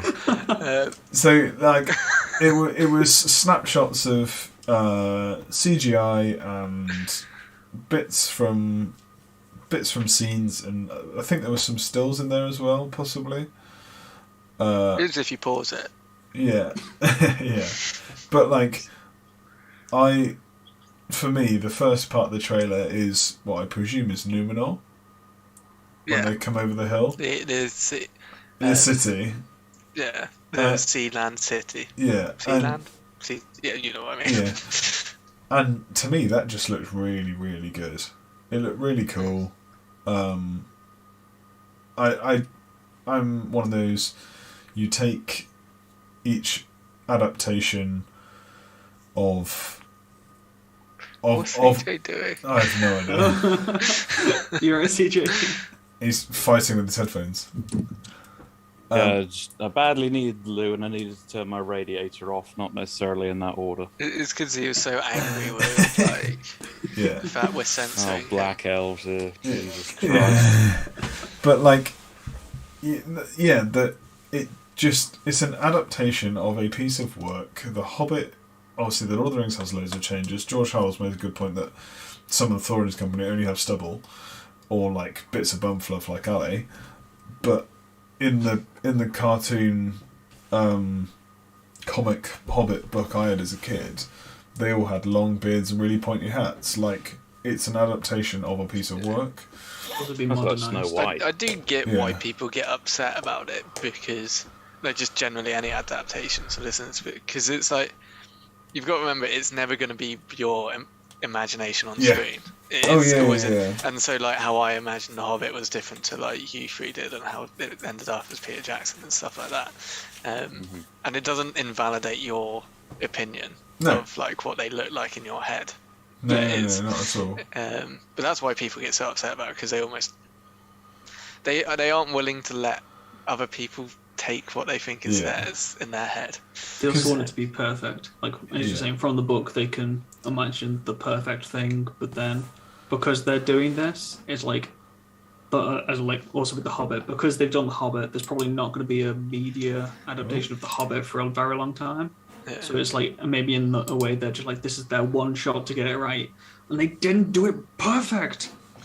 So it's the main thing that like always like gets me when I watch adaptations, Give me. which I've read. We've lost. I was about to say we've all gone black on the chat. Yeah. I don't know. Give me a second. Bad choice of words. We're still here. I just Sorry, need. Ali. I just need to. I just need to. He's trying to censor us. Hey, there we are. We're back. I minimised it, trying to move it around, and it went a bit weird. So I forgot what I was going to say. Oh, it's how people pronounce names. 'Cause, Oh like, yeah. God. Oh the amount of gosh. time when I Yeah. read a book and like it's just in your head, it doesn't matter if I'm saying like it wrong. And then like I have it when I listen to an audiobook sometimes, Audiobooks and then are they worse, say yeah. it, it's just like it's just like that's not how I was saying Yeah. it. Like Also, do you find when you're reading books like that, sometimes like you read the word, but in your head you don't say it. You just go, "Yep, that's that guy's yeah, name." yeah. And sometimes, it's like, especially when I was younger, like some words I didn't know what they meant. Yeah. Like, Yeah, you just carry on so, reading. like, I remember entrails back in the day when I was first reading like fancy books when I was like 11 or whatever. Like, I didn't really know what entrails were, but I kind of got an idea once I've like read 500 pages of book, and it was always when someone got like slashed across the stomach Yeah. and something like that. Yeah. Anyway, should we actually talk about the content of the trailer? I was just going to quickly jump in. I'd said in the Discord about why diversity means a lot to the people being represented. and how it's not. Now, the only counter argument I've come across, which I have a bit of traction with, is what would the reaction be if we cast Ed Sheeran as, what's he called, the Black Panther superhero? Oh, T'Challa. Yeah, and people would be going, "What the hell? You can't do that." Well, my initial reaction is Ed Sheeran's a terrible actor. That happened to be the mock-up fan art that was with that argument, so that probably derails it from the start. But yeah. So my thing with that though is Black Panther is a character that exists and is described as a certain way. Like to my knowledge, Gladwell isn't an Asian woman now. It's sort of like so Gladwell is still as described, but also to a certain extent, I don't really care as long as the actor does a good job and fulfills that role. For me, like it's there going, it's the character traits, not how they look, which is more important for the story. Yeah, I mean, it's a book. Everybody's interpretation in their own head is so. This is literally just this director and his mental interpretation, and you've got half the internet going wrong. Including an interesting one. I was going to say interesting one just on that quickly. So Doctor Strange, when they cast Tilda Swinton as the Supreme Sorcerer, for anyone who's watched it, she wasn't, obviously Tilda Swinton isn't of Asian descent, but they purposely wanted so there's an actor and a character that can be pitched as not like of any race specifically. So it was because they didn't want to do the opposite, which is go stereotype, going why is Asian master with the moustache and all of that stuff, because then you go too far the other way. But there was a little bit of backlash to that, but because people like it's whitewashing, but then it was kind of... She did a really good job, I thought. So but it's kind of another situation. But that's a very interesting... CJ, carry on, but there's just a very interesting question that's come up, if you guys can read it. The balance is the cultural insensitivity. If you had a white guy in yellow face paint and a fake moustache, then you're clearly... I mean, we've got a 70s movie right there, but... Well, there was a massive uproar about...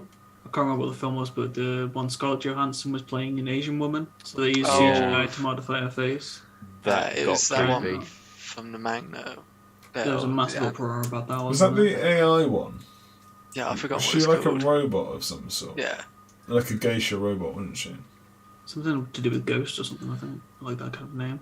Oh god, yeah, it's Ghost something, isn't it? It might have just been... Is it just... Ghost in the Shell, something like that? Yes, yeah.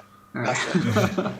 There was a massive uproar about that because it was the issue of why didn't you just hire an Asian actor? And just generally, on the whole thing, to wrap it up, it's like there is a certain thing of white people have never been underrepresented in film because of where, like, we pioneered modern film anyway in sort of the West in Hollywood and in sort of Pinewood and places like that. Also, we've already got 6 Lord of the Rings films filled with white people. Yeah. Also, like, kind of, whenever someone says generic elf, I think pretty much anyone who's read fantasy, because of Tolkien, thinks tall, light skin, but I don't think he ever mentions that kind of thing. And no, skin colour is very rarely. He usually says fair. And in most fantasy, elves are portrayed like that. Mm-hmm. Or like D&D's got dark elves. Most fantasy. Yeah, but dark elves as in not creed or colour or anything like that. They are of a dark power, not... Yeah. See, most fantasy I've read, modern fantasy recently, doesn't really describe skin colour much. No. Like, usually it's just... Like, you don't even get... It's not an important descriptive factor. No, it's not. Oh, God, not at all. I don't think it's an important descriptive factor. And it's not even in Lord of the Rings. And also, I don't know, I always... So fair to me never meant white. It meant sort of... Like, as in you can have, like, fair people from all different colours and all that. Yeah, like, so geisha girls, actually, for example, people would often describe them as fair. Yeah. In my head. But whether that's how other people read it or not. Do you remember a few years ago when Cursed Child was being cast and Hermione was cast black? And everyone went bonkers about it. And then JK basically said, I never said what her skin colour was. And Yeah. JK retroactively destroying her own canon is just something for another time. But That's another debate we don't want to get into at the moment. yeah. But yeah, like, it's just... I don't think you ever describe... I don't think skin colour's ever needed to be described in anything, like... I'm more than happy to see more diversity. Yeah, exactly. And If to you're me... not complaining about the eye colour of every actor, the hair colour of every actor, the height of every actor, and all that, and how that's not exactly like Yep. the books, then you shouldn't really be complaining about like the skin colour as well. Yeah. You So... can just in my not watch opinion. Yeah. That's awesome, Yeah. just don't watch it. Yeah.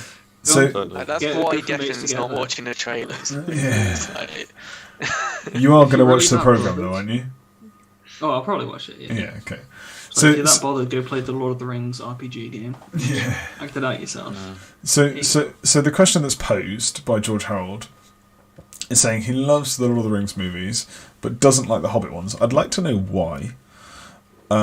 Which one do we think Rings of Power will be more like, and why?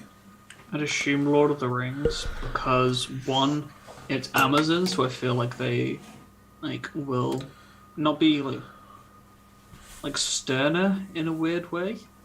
With like the script where like Peter Jackson given a bit of more free reign, whereas I feel like whoever, like obviously the CEO of Amazon's not going to be reading the script or anything like that. No, But I feel however, I did read the other And, day, Amazon. I think it was the article you shared, Ali, from Vanity Fair, Jeff Bezos, or Bezos, Oh, yeah, whatever, he is a huge Tolkien fan. oh yeah, basically you went, yeah. I'm the richest man in the world. I want more Lord of the Rings content. I'm going to like take my company, which is under the big store, and go buy that for $1 billion. Which I think is only a good thing. Yeah. Yeah. Like, I can't see how... Yeah, oh yeah, he could get Amazon mind powers, really whatever, want this but... to be good as well. But I've watched I've watched Amazon series of other bits and pieces. They did Which is really good for the books. That's not Netflix, but yeah. that's Netflix, but yeah. That's a good point. But I've not read Wheel of Time or anything, and I know it's got slated. But as a fantasy series that I don't know anything about, I liked it. Yeah, I liked it enough as well. I wasn't amazed by it. Hunters, I think it was the Nazi hunting one that was out a couple of years ago. I really liked. Like, they do good series. Like, that's just that. And if they're putting was Invincible on there as well, the animated superhero show? I don't know, but Because I'm pretty sure it was, and that was amazing. Did they The do Boys, I Time know a Pratchett? lot of people like. The Boys, I that's the like one. it. I don't love it. Yeah, but like They've got loads of good Oh, shows, but they yeah. haven't got I would, like I was a just- blockbuster show yet. not. I really like The Man in the High Castle, which Oh, was the first I only- major original that they Yeah. did. I only watched the first season of that. I can't remember why I stopped. I think I didn't have Amazon Prime then for a little while. Fair enough. It's very dark. It does some really cool ideas with the ethics and philosophies of those kind of and what that would have meant in terms of evolution of the. Oh yeah. Okay. It was really dark, really nasty at times, and then about the fourth series, they just decided we're going to end here, and it was really unfortunate that the last episode literally involved a train coming off the rails, because it didn't end well. Let's put it that way. So, but okay. So I now work at Warner Brothers. So Are you allowed to have an opinion about The Hobbit then, or do you I'm have to not say it's really. amazing? No, look, there are two very different production stories. Lord of the Rings was a mess to get done, and then New Line Cinema, which was part of Warner Brothers, but they didn't want to be associated. There was basically like Touchstone for Disney, where it's like, these are the projects we don't want our brand name associated with unless they do well. Yeah. So here's $300 million. You're going to make 3 films for us over the course of 7 years. We're going to give you 7 years to do, and this is a time before franchises. This was the biggest gamble like in cinema history at the time. So we got a bit of lightning in the bottle. CGI was being invented for this. Yeah. Stuff like fire for the Balrog, projectiles for catapults, The and mass- The mass wars stuff. Yeah, get the mass things to fight units, themselves. Although It was they did basically keep when it running out. first started being shipped around by Peter Jackson, before even New Line Cinema come on. like Jurassic Park had only just come out really, and Jurassic Park was like the first CGI sort of live action film. 90s was really interesting as a decade for film, like technological development and stuff like that. Oh, definitely. The way computers came in, and then Pixar in the 90s. And I think Lord of the Rings broke so many barriers for the film industry. Fantasy was a joke of a genre. Oh, massively. Yeah. So The Hobbit on the flip side was Guillermo del Toro, starts in 2006 to 8. They're not quite. And then they go for a little while, and then he's just like, I can't be doing with this. So Harvey Weinstein, runner of Warner Brothers at the time, basically says to Peter Jackson, who's the executive producer, which is like ideas and money. Yeah. He just turns to him and says, look, we've got all of this previs. We've spent all this money. You're either doing it and you're doing it now, or the whole thing's going in the bin. So on this occasion, Peter Jackson is working with somebody else's designs and ideas, which is why the goblins look so different, the wargs look different. And he is literally like Gromit putting the track down in front of the train for the next 3 years. It's really has a mental breakdown. Doesn't he have like a stomach ulcer as well? So he's off work for a while. Just stress. They were filming the Battle of the Five Armies stock footage, and then the call just went out, go home for a number of months because we need to figure out what we're doing. They were at Comic-Con in 2012 for the first Hobbit movie when they were told over the phone it's going to be 3 films and not 2. That's how disjointed that was. So the Hobbit suffered enormously. CG is what you do if you need effects quickly, not cheaply. Go on, Ali. Yeah, as I say, because if no one's watched the making of the Hobbit films, even if you don't like the Hobbit films, the behind-the-scenes documentaries they do really with it, good. It's really, really interesting. And almost because it wasn't perfect, like in the end, it's actually kind of. It'd be nice to see if he'd been able to have 4 years worth of like pre-production and all of that going into it. Peter Jackson to do his vision, what they would have actually turned out like.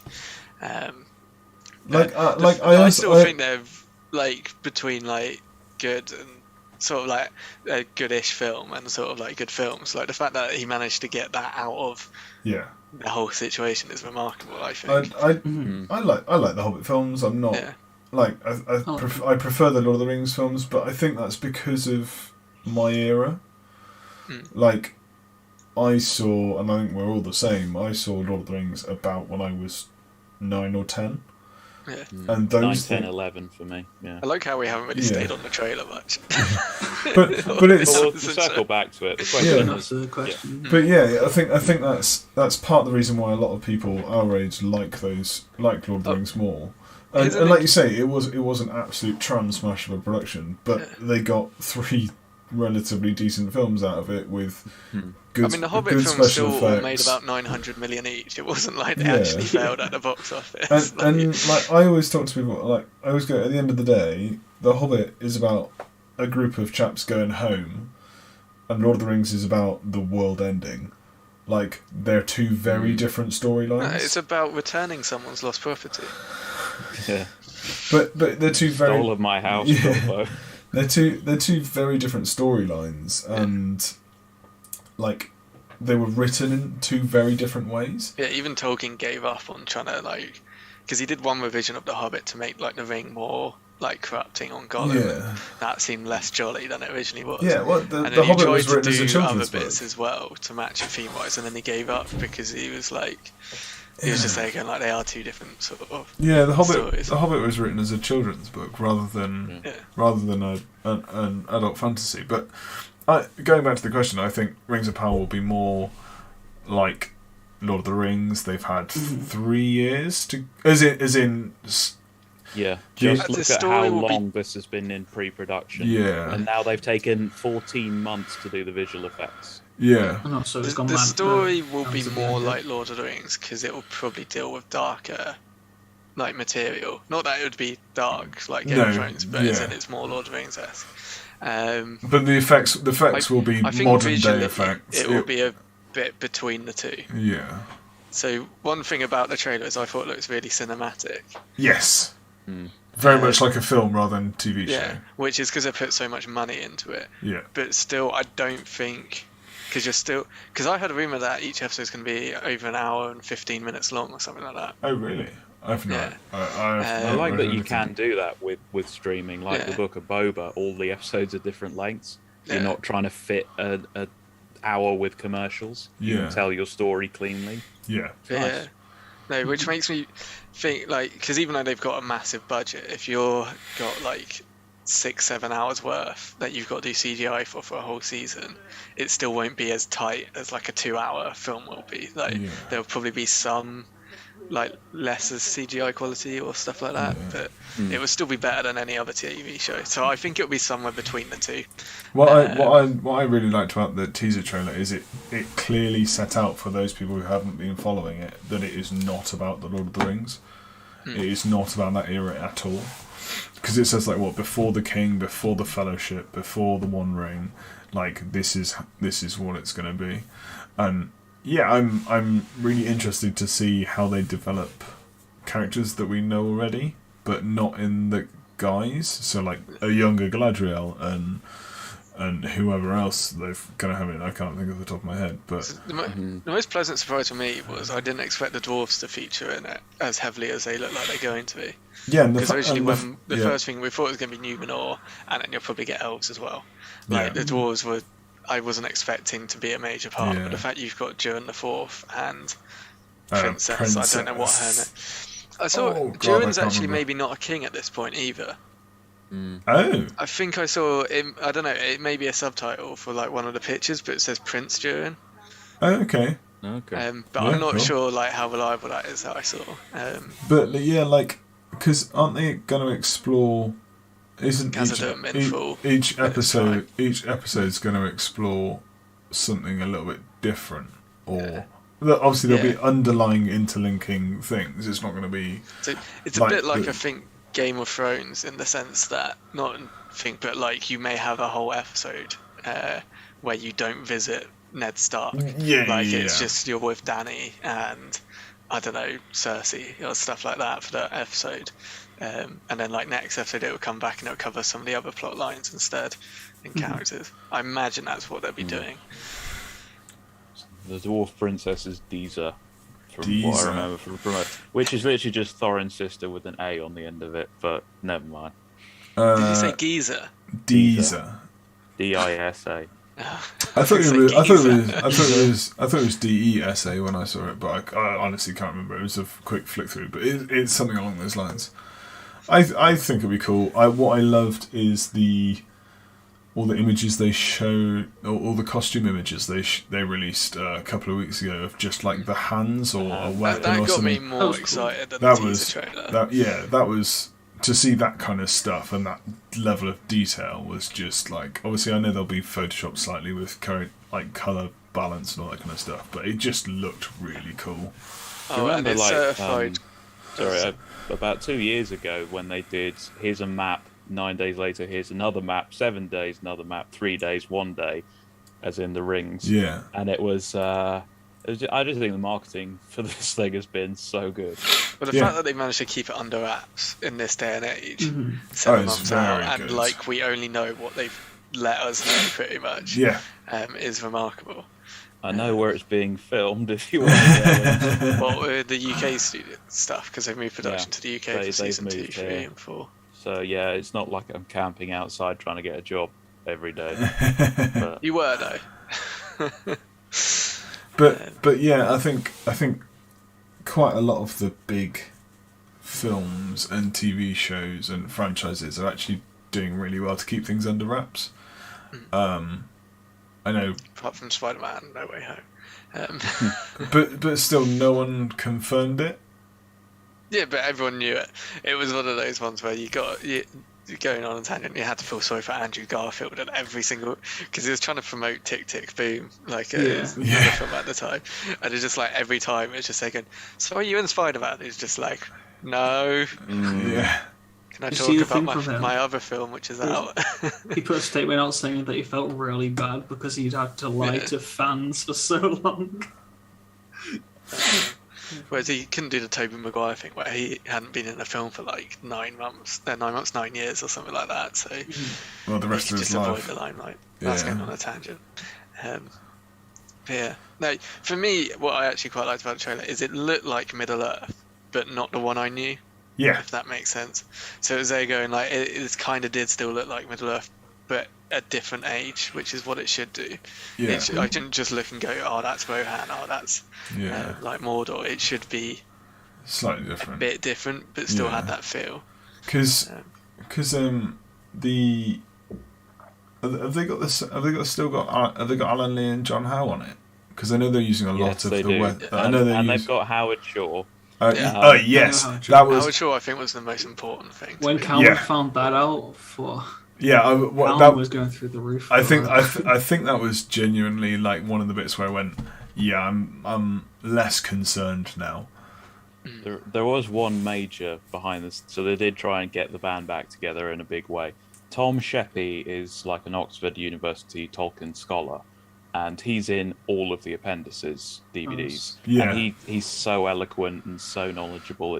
I love all the stuff he's in. He was on board, and he left about a year and a bit ago. For undisclosed reasons, now they think it's to do with that they weren't keeping very much to the... One major difference that we know is happening is that Isildur has a sister, which may be replacing Anarion. So the official line which they've come out with is he broke his NDA because he did an interview which he was then asked about stuff of the show, and he actually told more than a lot of the stuff came from him in that interview, which he wasn't allowed to do, so he got dismissed because of that. But also to protect their other Tolkien scholars, they weren't then releasing the names of anyone who they then were basically recruiting to do it, because they didn't want anyone else being in that situation where they were then being asked questions and all this. Because, to be honest, he could have just been caught out by someone and, he might have not been doing it for, a malicious reason. He probably wasn't doing it for a malicious reason. Just saying someone asked him a question, he was like, oh, okay. Yeah. Also, it's one of those ones where it could have been a bit of both. Yeah. CJ, you got to be big and supporting Warner Brothers. They may watch this. We're on season 2. We're successful. This production isn't Warner Brothers, although I did notice Warner's are doing the anime Rohirrim thing for next year. Yes. Or the next year, 24, isn't it? I just haven't plugged it yet. Quick plug. Yeah. We're the Guerrilla Production Company. No, I think it's going to be good, and the fact that they've got Weta and John Howe and Alan Lee all back means you hope it would look similar. There's going to be aspects where it's just it's not going to be a case of you see the two things and it's these are completely different. It's this is Middle Earth and this is Middle Earth as well. Yeah. And you mentioned looking similar. The breakdown of the billion that was up front, 500 million goes to the Tolkien estate, 250 million is 50 million a season for 5 series. The other 250 million are the image rights from the Warner Brothers Lord of the Rings films. They wanted the sigils and the armor and all that iconography. And then the actual show itself, I thought they spent $500,000 on the initial season and sets, and then it's 100 million for each following season. Because obviously they've already built half of the stuff. They don't need to money. But like I say, it's if you're in Bezos' position and you could get some more Middle Earth content, I'd jump at the chance. I mean, at least he's not. I mean, he's building a penis space rocket as well, so clearly, this is probably not even his most expensive venture. But I'm looking forward to it.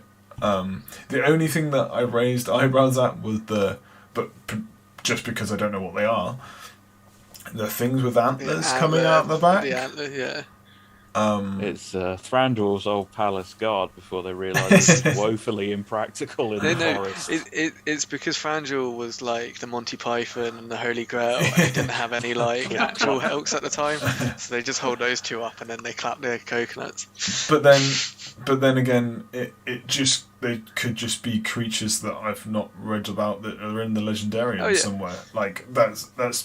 That could be entirely it, and if they're made up and I feel that they fit in, then because if you think the Third Age is more the age of men, whereas if you go back, you would imagine there would be creatures that would go extinct and races that would pass, and because the elves are passing, the dwarves are hiding, all that kind of stuff. Like, it could be canon for me.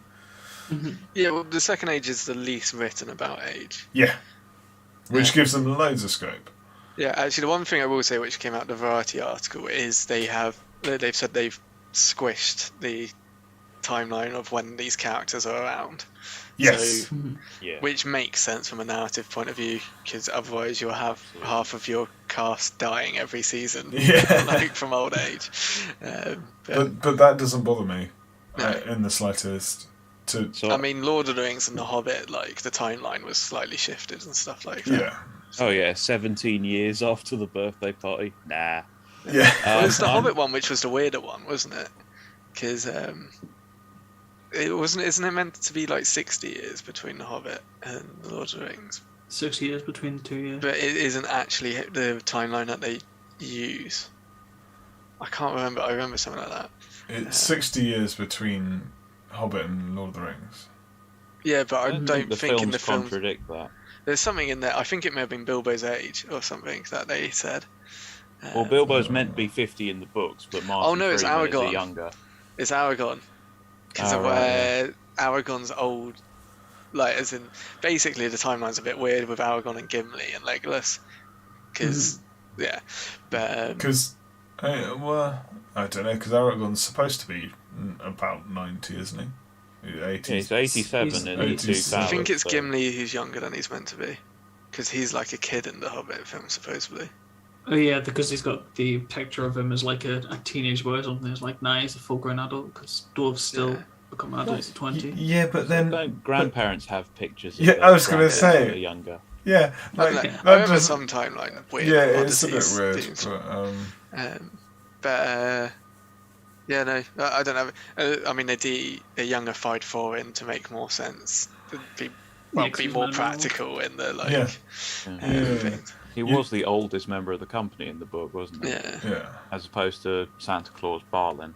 But I'm then, curious if they'll drag. Curious if they'll drag Durin to before the Last Alliance and have him get flame grilled, and then that's the reason the dwarves don't appear in the last. Possibly. I mean, they can't. They do. There's no reason why they couldn't be in the Last Alliance battle. Because when do we think the Last Alliance battle will be in the series? That's the. It'll be the question. final thing. Season 5, maybe. Because actually saying that, it builds up to the creation of it. You may not even get the last battle of the Last Alliance. Yeah. I don't know if we will. It's the conclusion. I don't know if we will. But because when were the Rings of Power handed out? Because that's where the series sounds like it's going. Oh, very good question. It was before the Siege of Arador. Yeah, it would have been. Oh God, I don't know. But then, who are the kings of men that he gives the rings to? I'm really interested to see how they portray Sauron. Oh, it's Uncle Benjen from Game of Thrones, isn't it? I've no idea, but how they how they capture him in man form and trying to corrupt and all that kind of stuff. Well, remember you were saying about the stills with the hands and the cloths. Yeah, you scroll through those. Oh, there's one which has got like the Witch King evil gloves and stuff like that. But I think that's not necessarily Sauron. That's the guy who in Numenor leads sort of like almost a Grim Wormtongue sort of style. The cult leader. Yeah. Yeah. I've forgotten his name, but I don't know. It's not like it's not like Ar-Pharazôn or something, is it? Yeah, I think that's it. Or something along the lines. They'll probably pronounce it different. Yeah. I was going to say, if you bring James Wilson on, I used to do a Lore in Middle-earth thing with him connected to SPG, and he's just done parallel. He's the wizard. He knows everything. Yeah. By the way, George Costello, what list is it you want my take on? Yeah, send the list in. We'll crack on. I think he also commented earlier, what's the Watcher FAQ? It was literally just that you can have him pull stuff into combat in the shoot phase. So the argument was that anything else that in base contact with them wouldn't count as being in combat because it hadn't charged. So then the FAQ said, if you create a little mosh pit big enough for one enemy model and then drag something in, all of them can fight it. Yeah. So now what you can do is basically one-hit KO virtually any hero with a mosh pit of goblins and bats. That's what I was impressed. Do you think you can KO Sauron? I mean, it's technically possible. I don't think it's reliable. I mean, yeah. If you make them a bunch of prowlers. In one turn, I don't think it's reliable though, because the ring. Well, only because of the ring, yeah. Yeah. Otherwise... In a But could you few do enough turns, wounds that, like... Has he got heroic defense? I don't think so. I mean, his defense 10 anyway. I don't know. Like... Oh, here's an interesting thing that came up. Random tangent. So if you shatter Sauron's armor, he's no longer defense 10, and then shoot him with a bolt thrower, you can instant kill him. How many wounds does it, like... So the ring save, does it, like... How are you fighting a Black Shield Shaman and a bolt thrower at the same time? You can take a Mordor bolt thrower and Isengard Ballista. They're yellow allies. Anyway, going back to the subject. Siege bow, can't you? Oh, sorry. George wants to know your opinion about the Games Workshop article. I think it's safe to say it's... it's... You have differing opinions. No, it's a great article. I have the answer for that top 10 list, and then they have an opinion. I think the thing that me and Ali discussed on Discord whilst I was out on the dog walk earlier is saying, if you get, like, for most people, if you do a top 10 list, you set out a criteria. Yeah, it was hard to work out what the criteria was because it was apart from personal preference. And if it's personal preference, absolutely fine. Everyone's like, yeah, that's what it is. But there's like Fallen Stonehelm shouldn't be on that list. Frayne should be instead. Barlin probably shouldn't be on there. If you're talking like strength-wise in the game. Yeah, like in terms of just use in the army. Like, so I did a quick top 10 that I didn't actually like. Didn't put too much thought into it. But like, even Duran didn't actually make my top 10 dwarf heroes. Like and if he does, he's kind of like at the 9-10 sort of mark. It's like look at our time top 5s. When are they ever the same?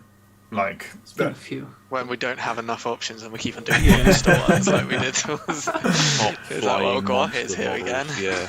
but even then, we quite often didn't have the same one at number 1, and no one's had identical lists. So it's one of those kind of. I think those articles are nice, especially for new players or players looking to get into a new faction. But yeah, it's entirely subjective. I couldn't work out a way to justify it, which is why I don't think it was. Barring personal opinion. And even personal opinion, I don't think, like... but then again, my top 10 of dwarves would be entirely different to yours because you've played them and I haven't. Yeah, which is why Mike's right. No. Because it might be very different because I've played Kalman. Yeah. So I'm just like, these guys, like Dane, Thorin, Dwalin, but Bifur, these are the top 4 dwarfs of all time. Yeah. That was the other issue with the list generally, because it's taking 4 to 6 factions. Yeah. And asking you, because it's like, Durin, out of all the dwarves, if you just compare them, isn't actually arguably a top 10 dwarf profile. But in his army list, he's pretty much the second name on the sheet most of the time, unless you've got low points, because he's your only valid general option. Mm-hmm. And so, like, even it is one of those ones where, so within Khazad-dûm, he's actually quite high up, but if you were then just to do a broad spectrum of dwarf profiles, he's nowhere near. Yeah. And so you get stuff like the dwarf captain and the dwarf king arguably should be in the top 5, because for most dwarf armies they're nearly essential. March. Yeah. And then neither of them featured. Yeah. Even without March, I think the Dwarf King should have featured. 75 points for a hero valor who's fight 6, courage 6, defense 8. True, yeah. Bargain. Pain in the ass to kill.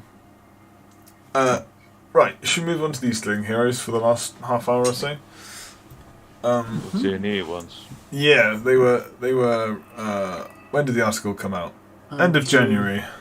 It's a very long throwback because I forgot that I checked. The Thranduil FAQ with Blade Lord Unmounted was not the most recent.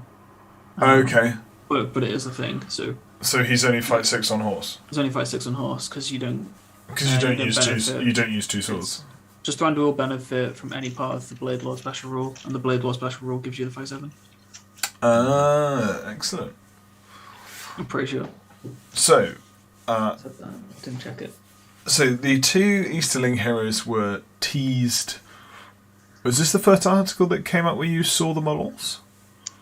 We saw the shadows before. Yeah. We saw the silhouettes, but not the models themselves. No, we got the look of the And models, not and schools? I think we saw the. I don't know. I wasn't there. I was there, and I think I saw them. Cool. You think you saw clearly left an impact. Yeah. So we've got 2 new Easterling heroes. Oh no, you still get fight 7 on horse. Okay. It's you just don't get any point of the you Blade just Lord. you just don't get the multiple attacks, do you? Okay. So so I think these are really cool. And I like the fact that one of them's a woman. Mm-hmm. Bloody woke politics creeping into Well, our Middle-earth. I know, because Easterlings are What I do male like and is you female. can't really tell. As in, I generally like you can't tell because it's not like they've Yeah. done the sexed up the armor Yeah. and it's Yeah, like yeah, a yeah. bikini and all of that stuff. And Yeah, it's when And you, it's when proper, like it's not actually got like in certain things. For example, like Brienne of Tarth in Game of Thrones, it's got the boob sections of the armor. Yeah. So it's knifing that. breastplates getting. But yeah, no, that's entirely it. Like you could look at the Easterling warriors and say, well, half of them are women, but you wouldn't know that because To be fair, in the I film, mean- they do have feminine eyes in the film. Those two Well, I do think- look close. aren't some of them actually played by? Probably. women. I would assume so because that's part of the law. So I mean, lots half of of the the Rohan Rohirrim riders are were. women as well. And the Yeah. Urukai. yeah. Oh no, there's I- one. actually, There's technically, one like, Urukai woman. My Mordor Because army only is one. like 90% female. Like, Yeah. you just can't tell that. Do orcs have as in different sexes? A genuine question. I They're assume so. bred out Because of they're mud, from so they don't. I was going to say the orcs are from elves, right? So But there's female if elves. someone in the lore wants to go down a deep dark hole with this and let me know the answer, I I'd be assume- very much appreciated. I assume we- Urukai are genderless because they're just come out of the dead. But They're I'm made. pretty sure the orcs will be male or female because they're from elves.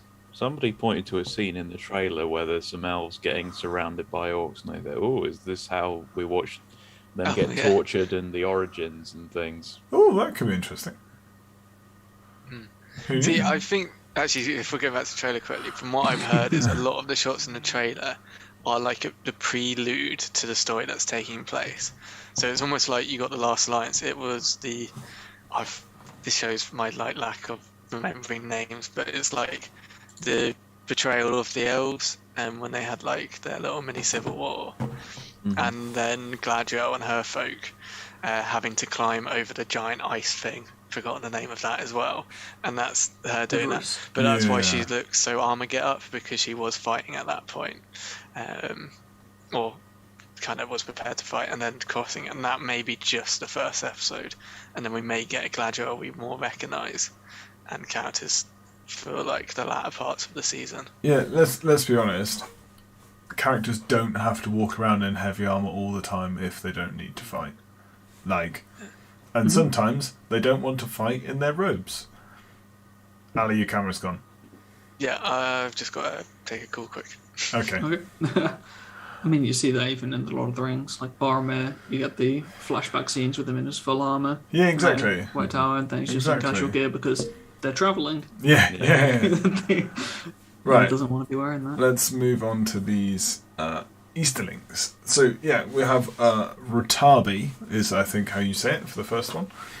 Who is the what is she called? She has a name. She has a title. General of the Dragon Legion. There we are, General of the Dragon Legion. And they give you a little sneak peek of her profile, and also some lovely shots of her shield and her armour and her cloak. Well, double cloak. which I Oh, think yeah, I is actually cool. noticed that. Double yeah. cloak. No, it's not. Sorry. Easterlings What? have that weird tunic bit at the back, and then she's got a cloak on top. Oh, okay. But I think she looks really cool. Fits right into the Easterling battle line, right at the front. Would look completely in place. She's got her own nice little sword, which distinguishes her. Well, I was going to say the shield, like, one of my initial issues from seeing the silhouettes was like, is she going to stand out in the battle line Yeah, to your opponent? But that shield is standing out. yeah. Like, if you're against that, you know which model that is. Yeah, definitely. I think she's really cool. So the little sneak peeks they say on the battlefield, Ratabi is a truly exceptional warrior with fight value 6, 3 attacks, 3 wounds, and 3 might. Ratabi is more than capable of going toe to toe with the very best heroes of Erebor and Dale. That's what you want to hear from a combat hero. Yeah. I have an issue with her being fight 6. Why? Okay. Because generally, from what we know, I'm going to have to go again. Like, unless if you got the blood of Numenor, you shouldn't be fight 6. And Amda human. was the It's exception because he was the greatest. Whereas it kind of nullifies Amda being special. And I'll see you in a... Olga and Azog are descended from Elendil. Well, I think it's humans. Humans had to have blood in him not to be Yeah. fight 6, Yeah. except for him. But And that does make sense because Amda. Amda. Yeah. Wait. Amda's described as the Amda was greatest. the duelist, though. He's the greatest warrior of the Easterling Empire. But if she's the best commander, then I don't see a problem with it. Is it just fight value creep at this point? I don't think so. Because otherwise, well, Razgush is a fight 5 orc, but he's the leader of the whole and the war in the north. The leader against Lothlorians only fight 4, Musgo. I don't think there's that much. Like, the Dale guys are still fight 5. The dwarves are fight 6, but that's kind of a given. Yeah, I think maybe they did boost her to fight 6 because of the dwarves. Because if the point is that she's meant to be able to fight them, I don't know if they've just put that in because it's a thing, but it says she's a truly exceptional warrior, and you kind of go, well, yeah. it kind of, yeah, I'm not fussed. She's fight 6 essentially. I don't think as a stat creep she can't take a horse, because otherwise they would have shown her. She wouldn't. Yeah. They wouldn't come out as a 2-pack, and they would have shown her off on a horse if they were going to bring her out on a horse. Yeah, because they're no That's longer just- doing the thing of foot model without horse. Yeah. Is Hurin the only sort of Forge World mounted model that's come out? And Rohan. however, Deowine, Elfhelm, Helm. All the Rohan stuff. well, Dernhelm and all that's plastic. Yeah, Deowine and Deowine, Elfhelm. Elfhelm, and Helm Helm. Hammond. I think that's it. Unless you go for Dane. Yeah. Yeah. I don't know if you could hear us while you're off, but we were saying that she's fight 6 with 3 attacks, 3 wounds. I'm not fussed. She's fight 6. She'll only be on foot. Yeah, to be fair, it's not balance-wise. It's just kind of the justification of why Airmet is fight 5 and like a lot of these other characters is because they don't have the blood of Numenor. And it's for good anyway. And also, I feel like if she's the general, I prefer her being fight 5 with 3+ Master of Battle, and then she's like genuinely the general, and then Amda is generally the like hammer, if that makes sense. But she's in a completely. Yeah, no, it doesn't matter, She's in a 'cause completely it's- part of different but that part doesn't. of the. For me, that doesn't matter. Like, Oh as in yeah. it is they're going like balance-wise, it's probably fine. She's fight 6. I just mean background-wise, it's just Yeah. kind of like. It's kind of like undoing some of the justification for some other decisions. Yeah. Like, if she's fight 6, AMS should be, really, in my opinion. Like, Yeah. Helm Hammerhand. Because Helm Hammerhand should be fight 6. It's kind of like one of those ones where it's like, I feel it is that kind of sort of the. Here's a background question. balance. Here's a question for you guys. And I think I've discussed it with some people before. It's saying, do you think she makes Amda better? Yes. Yeah. because I she's think- a general, yeah. and Amder can then go kill himself. Because that's the biggest issue with Amder. Yeah. The biggest issue is the fact that Amder is your general. Yeah. Yeah, no, I completely agree.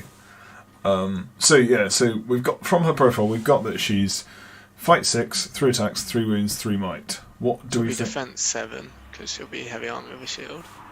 Yeah, like an Easterling captain. Yeah.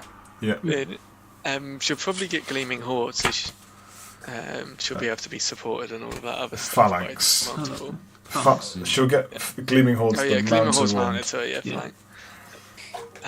She should get Phalanx if she's the commander and Yeah. move in formation. I don't think there's anything that we don't know which will be a surprise at the moment with her. How many Strength. fate points? Strength. Fate. Yeah. Strength. Fate. Will. I assume strength. Courage. She'll be Strength strength 4, 4, 3 courage will. 5, 1 fate. 3 might, 3 will, 1 fate. She should be 1 fate because, like, the whole thing's always been if the character dies, they get 1 fate. Yeah, we're assuming she does. I mean, they does haven't- she die or run away? Could Okay, put it she? this Could she way. be 3-2-2? The new orc is 3-3-1. Very good point. It's the curse of being evil. Yeah. Yeah. Never get any fate points. I don't know if we've had a new evil model introduced, which has got more than 1 fate for a long time. The issue is because of that rule of if they die, they get 1 fate. And pretty much all the new stuff dies. Yeah. As our Or gets defeated and is assumed. But Yeah. weirdly, Saruman in Evil still has 3 fate. He's a wizard, though, isn't he? Guess, yeah. Still dies. He generally dies in the book as well. Yeah, like, yeah, as the yeah, book, yeah. like, He's a it's like wizard. back in the day before the extended editions first came out, Gothmore got 3 fate because you never saw him die. The Yeah. extended edition came out and they were like, 1 fate for you. I strike you down. When there was 2 Shagrats, the old one had 3, the new one had 1. Now there's only 1 Shagrat, it's got 3. Yeah. Because Shagrat, you don't see die. He- And isn't even in the yeah. part of Mordor which decides to have a giant earthquake. Yeah. Isn't he the one who, in the film, escapes with the cloak, the coat as well? Yeah. Yeah. But in the Gormak books, he gets takes killed. it to the Tower of Barad-dûr to present to Sauron, and Sauron's like, cheers, and then kills him. Oh, really? Yeah. I never knew that. No. So yeah. So he should die. So So he should have 1 fate. In strength theory, yeah. 4 for her. Yeah. Probably, Totally. but then Dernhelm and Hilda are not, but Frida with the spear from Dunland is. And Galadriel So- with strength I 4. mean, as she's well. actually a But fighter. it is, girl. right? Yeah, she is a It's fighter. going to cause rather than- more If she's 3, issues, like, ethically, if though, she's yeah, only I feel like strength that's a 3. massive issue if they make her strength 3. Yeah, I think so. So if we move on, it says, Well, her counterpart Amda is solely focused on slaughtering the enemies of the Dark Lord. Ratabi has proven herself to be an expert tactician. In game, this manifests through her Master of Battle 3+ special rule. Do you think they did 3+ just because they haven't done that one yet? It's like, we've done a 5+, we've done a 4+, and we've done automatic. But if she's 2 a, and 6 is a bit meh. I think 3's good. I think- she's a general. yeah, because she's a expert tactician, they don't always get it right. But you think more Gothmorg often, does. more often, yeah, but Azog and Bolg, absolutely flawless tactics. I mean, did you see how what's it called? They outmaneuvered yeah, everyone in Battle mean- 5 armies. They just Yeah. appeared. Azog Yeah. was really good as a So general. I think Yeah. Madagar should get Master of Battle then, because he completely like outmaneuvered everyone by coming no, in with the no, eagles at he the didn't outmaneuver everyone. He went to a space where no one else could That- get to because he was end. flying. That whole entire that's just good tactics, having air dominance in Modern Warfare. Oh, God. Like that's what Mordor did try to do with the Fellbeast in -2. It's not just Just a good- saying. On the topic of Radagast, the Slay should be moving 12. He outruns Wargs. No, I think he should move in 10.1. Cavalry that charge and get -1. So I think, like I say, I don't. I also like the 3+ because I don't want to see rules regurgitated over and over and over again. Yeah, it avoids being Gothmorg of the North, basically. Yeah, pretty much. I mean, you're still a little bit, but Not massively. And then her last one is Ratabi's cold and ruthless nature is exemplified by her Show No Mercy special rule, which allows her to re-roll failed to wound rolls against enemy models that are trapped. So when you're already rolling double dice, and then you can re-roll those. Yeah. So it's like the ultimate Thank God she doesn't have a backstabber. horse. Yeah, thank God she doesn't have a horse. But If she had a Oh, horse God, under yeah. a view, Actually, you don't count as trapped. yeah, you just knocked you just count as not prone. I'm pretty sure there was an FAQ about it. It's like if you're just knocked to the ground, you don't get the trap bonus. Like goblins don't, unless if you're actually surrounded. So if I've got a Prowler and a Marauder in the same... Marauder knocks it down, do I not then get the... No. only if they're actually trapped from. Yeah, only if they can't back away. Oh no, backstabbers you do, I think, but the army bonus you don't. It's a Well, weird the army thing. bonus is calculated at the start of the Yeah, fight. I can't though, so remember. that wouldn't Maybe I'm count getting this anyway. confused. I know. But I'm pretty sure you do for backstabbers, but you don't I don't have my rulebook here, for so I can't rules look at which you need to backstabbers. be. Yeah. To be fair, I'm saying this now. Have Theodred, who on the charge reels everything on a horse. Yeah. No, it's 16 on foot dice. as well. It doesn't have Oh, to be yeah. on a, which is a really like weird thing, which I didn't like think. I just presumed it was on a horse, and it's like no, it does it whenever he charges. Yeah. No, I think she's really cool. How many points? Whoa. How many points is under? 120. See, Amber's a little bit pricey still. Like he's not unusably Is he pricey. 110? 130. He is 130. I'm gonna go 115. Don't think it's going to be 130. I think closer to 115. Yeah, I picked 115. You have to go for a different number. Okay, I was going to say 110. There you go. Cool. There you go. I was going to go CJ's ballpark, but 120. If You she's can go 121. 119. Imagine if Jade starts doing that. We've done the original guys. 117 and As a long half as we don't do points. half Hey, a we point. started got loads of can't do events half this year, points. which are random points total. So Yeah. I enjoy those. They're Yeah, I great know. fun. Yeah. but those 119 Mad point stuff. models may suddenly become more relevant in this. Yeah. But TV no, meta. I think she's really cool. I know. Obviously, we don't know her points value, but me and Michael Bradford were on Discord chatting about a list that would be probably really annoying to face more than anything, and it's Razgush, Ratabi, and Gothmog.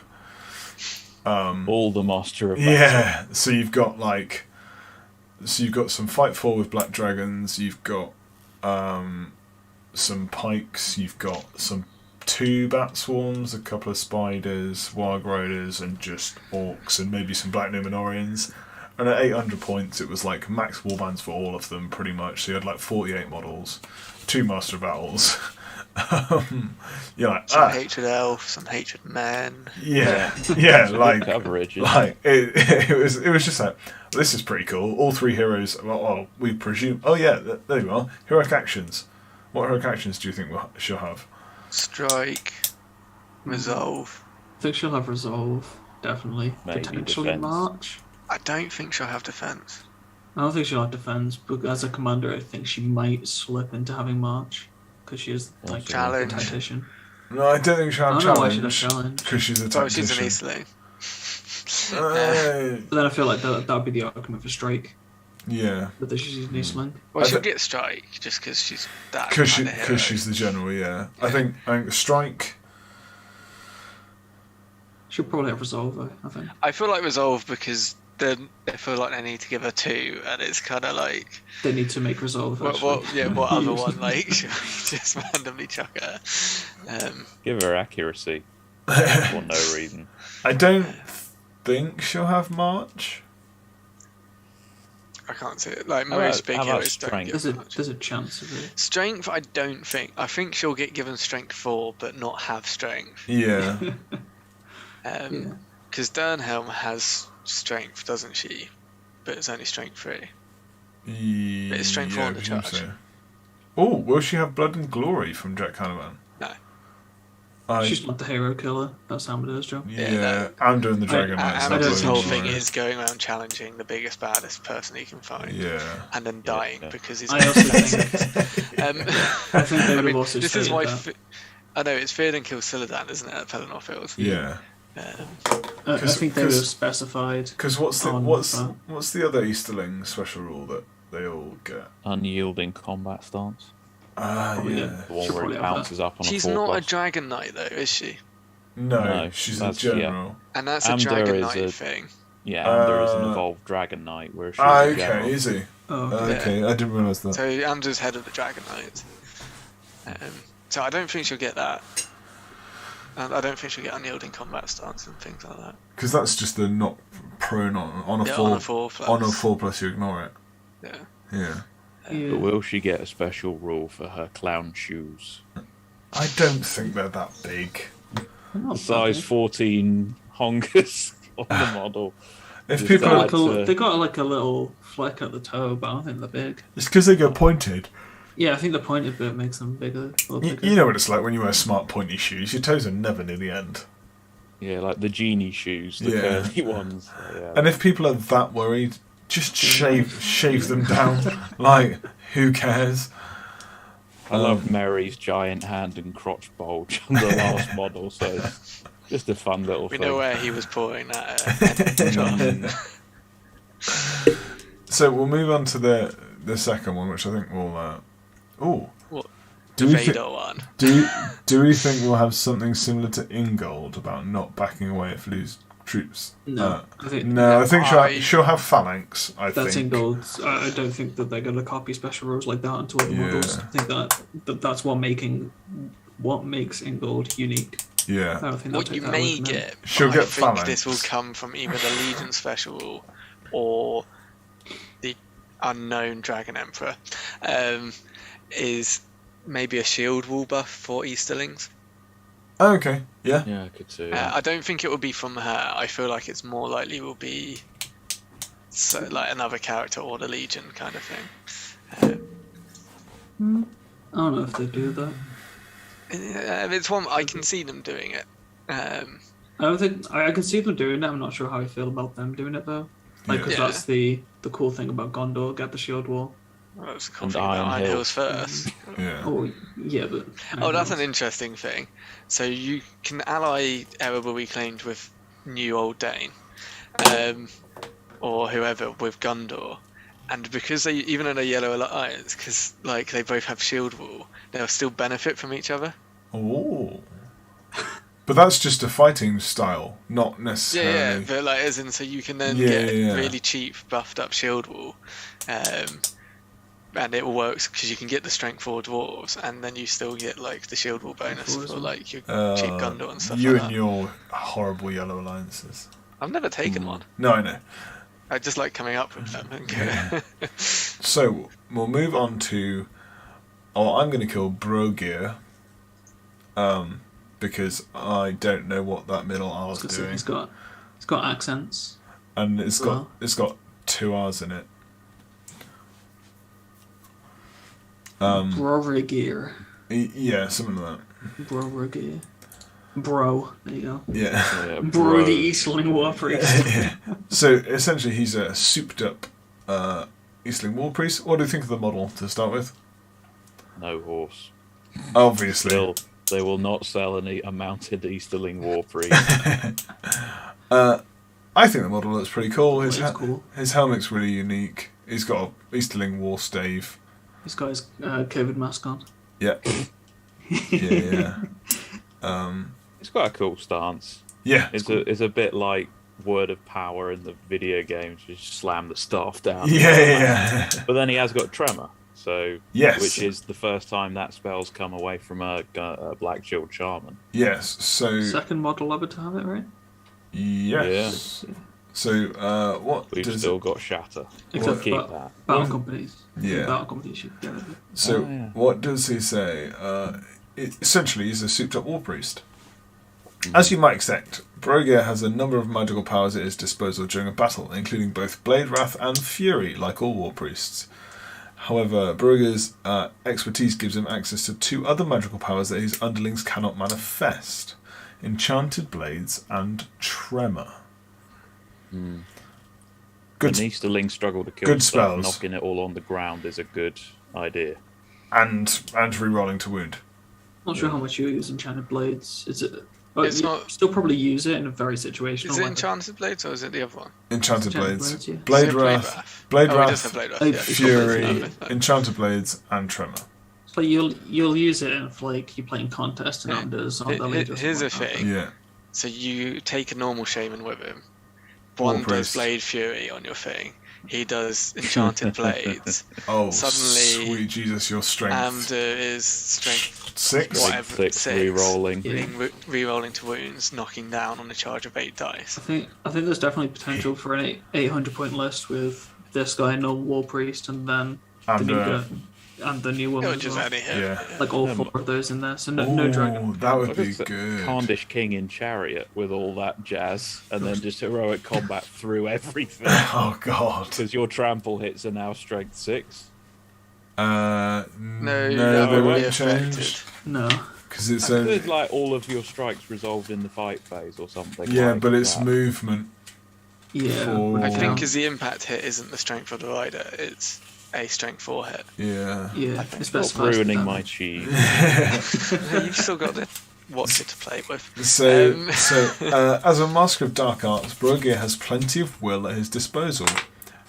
He's got 5 will, in fact, which is cool. 10, was it 5.7 or Name the other 5.8, I two. think? I've already done this to do it. Name the other 2 heroes with 5 will in the game. I'm alright. Hag and Watcher. Oh, 3. Yeah, we forgot the Watcher last time. Yeah, we forgot the watch. There is another one. And it's Ah, very common, so it's Yeah. quite funny that people like forget Is about it- it. is it Out of all of Kurdan? them, it's the most common. Kurdan. No, he's got 4. Not off the top of my head, no. I play with them. Testicles. I was not expecting that. Oh yeah, Barrowines. Yeah. So you got that from that, like, Yeah. because he's got one called Barry and the other one's called White. But, Moving swiftly on. So he also has a sorceress adept special rule, which means if he rolls a natural 6 when making a casting test, he will regain a point of will, giving him. is it a point or is it all of the will he used to attempt? It says It's a point. It better not be all of them, otherwise I'm flipping the say, so table with my Stormcallers. Yeah, as I say, it's not like the Stormcallers. Stormcallers, all of them, is it? That was last edition. Oh, is it just the one now? It's just Yeah. sad times. So, giving him the chance to keep casting magical powers if he rolls that all-important 6. It says natural 6 as well. So, Yeah. Uh, Get it once a game, maybe. I was going to say, Yeah. it's basically 5.8 will, I think it technically works out at, yeah. because of the 1 in 6 chance. Which I think is cool. Probably a bit off, but Mm-hmm. it's not going to be a huge... It For me shouldn't to be a make hugely a- impacting. Make a break for him as a wizard is going to be his casting values. Yes, I was going to say that was going to be my next question. What do you think? Because what's an Easterling's? Fury on a 3, Blade Wrath on a 4? I think Enchanted Blades is Blade usually a Wrath 3 is plus. 2.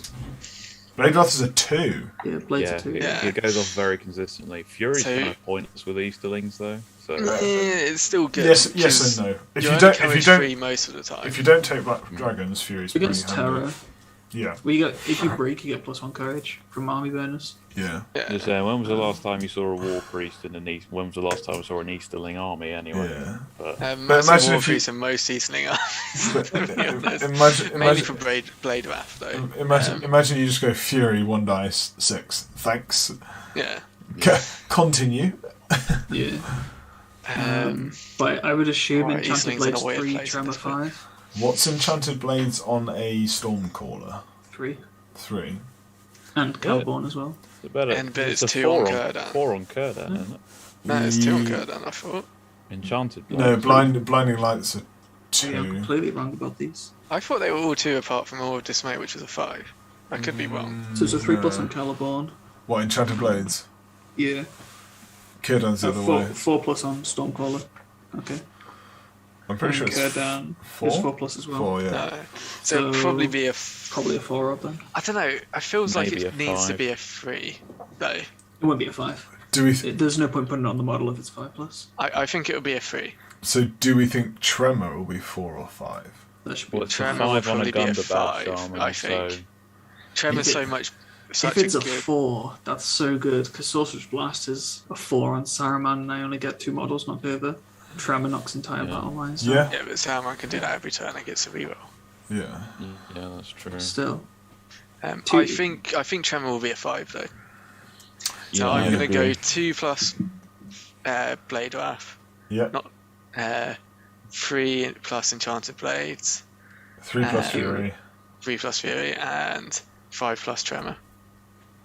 Yeah, Probably that say sounds. 4 for Enchanted Blades, but otherwise the same. Yeah, that sounds about right to me. I think you need Enchanted Blades to be a bit more because he doesn't get free will. I mean, I know he does if he rolls a natural 6. I feel like It could be a even with 3 or 5 4. will, you kind of need it to be a 3 plus. It's also Yes. quite interesting that all of those spells are offensive but don't target your opponent.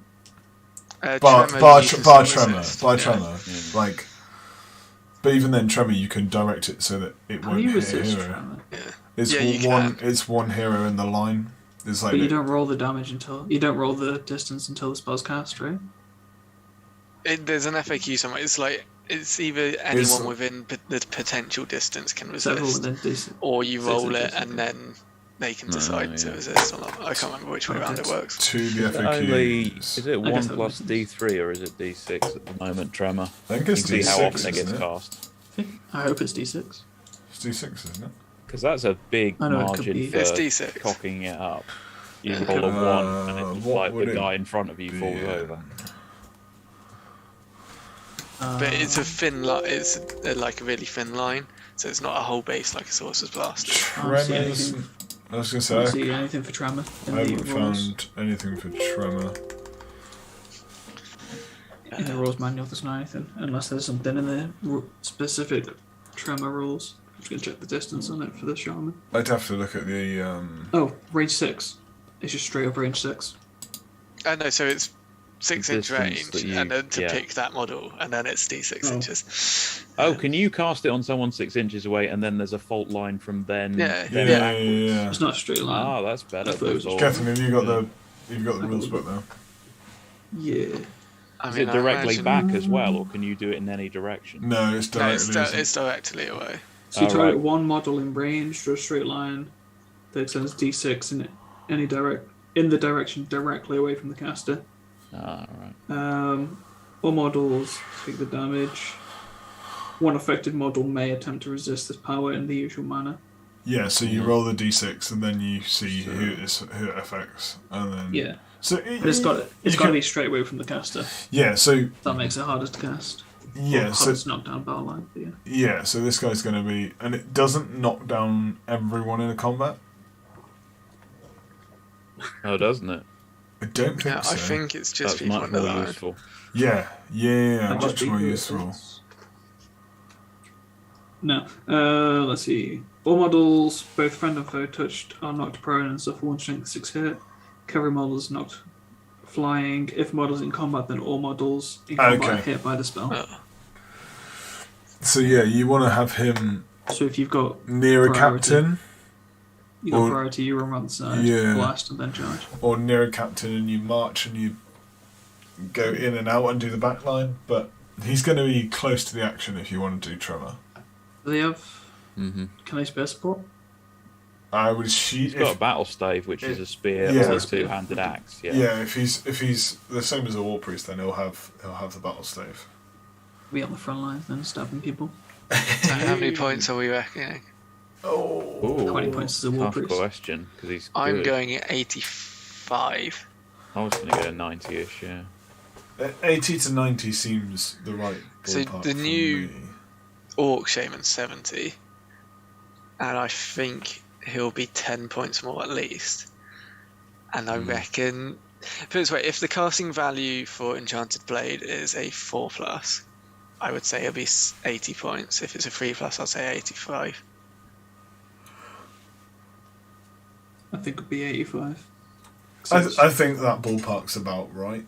60 for a normal It war also priest, depends on two- if he's got 60 2 for might a or war 1. priest. Do we know if he's got 2 might? No, So we don't we have have that no one. idea. We have no idea of fight value or anything like that. I feel like he'll probably I'd be 2 imagine might. it would. Because Yeah. Two fight ones. Gethin, what's a war priest's stat line? Fight 4? 3. Fight 3. Like So- 3. Fight 3, strength 3, defense 5, 1 attack, 2 wounds, courage 4, 1 might, 3 will, 1 fate. 60 points. 65. 60. What's 4+ shoot, I presume. Yeah. So probably So 5 points of will. So That's an extra 10 10. points. What are we so thinking? 70. Fight 4? I'm thinking he's the You'd hope. fight. He's his title's the Conjurer. Fight for so- an extra might point would then go to 80 points, and then the special will go 85. So still defense 5, strength 3, 1 attack, 2 attacks. I think it'll be 1 attack. 2 wounds, courage 4, courage 5. Which 4 will be the same. I can't see. 4 I probably. don't know why they'd increase it. Yeah. Maybe Yeah. 5 because it's a I- named hero. I think he'd still be courage. What's called 5 value 3, just because like he does He's have. basically just a buffed shaman, so I don't. Yeah. They haven't implied he's a combat No. potential model. And it- But, his, but fight his 4's title is Fight the Force- Conjurer. Yeah, fight 4's nothing to shout home about though. Still pretty. If he's a spear, Yeah. actually you don't get the phalanx like double pike, but you get the 5-4 Does- in combat. Does the War Priest have phalanx? I think so. He No, doesn't that's fight one with of the a pike. annoying things. Yeah. Just Gleaming Horde? Nothing. Oh really? Not even Gleaming No, Horde? no special rules. Just and then just heroic channel, okay. which I assume these guys would just have channel as well, Do you think that this You character could get defense will... or something like that. because otherwise they're getting like Yeah, they're making these war.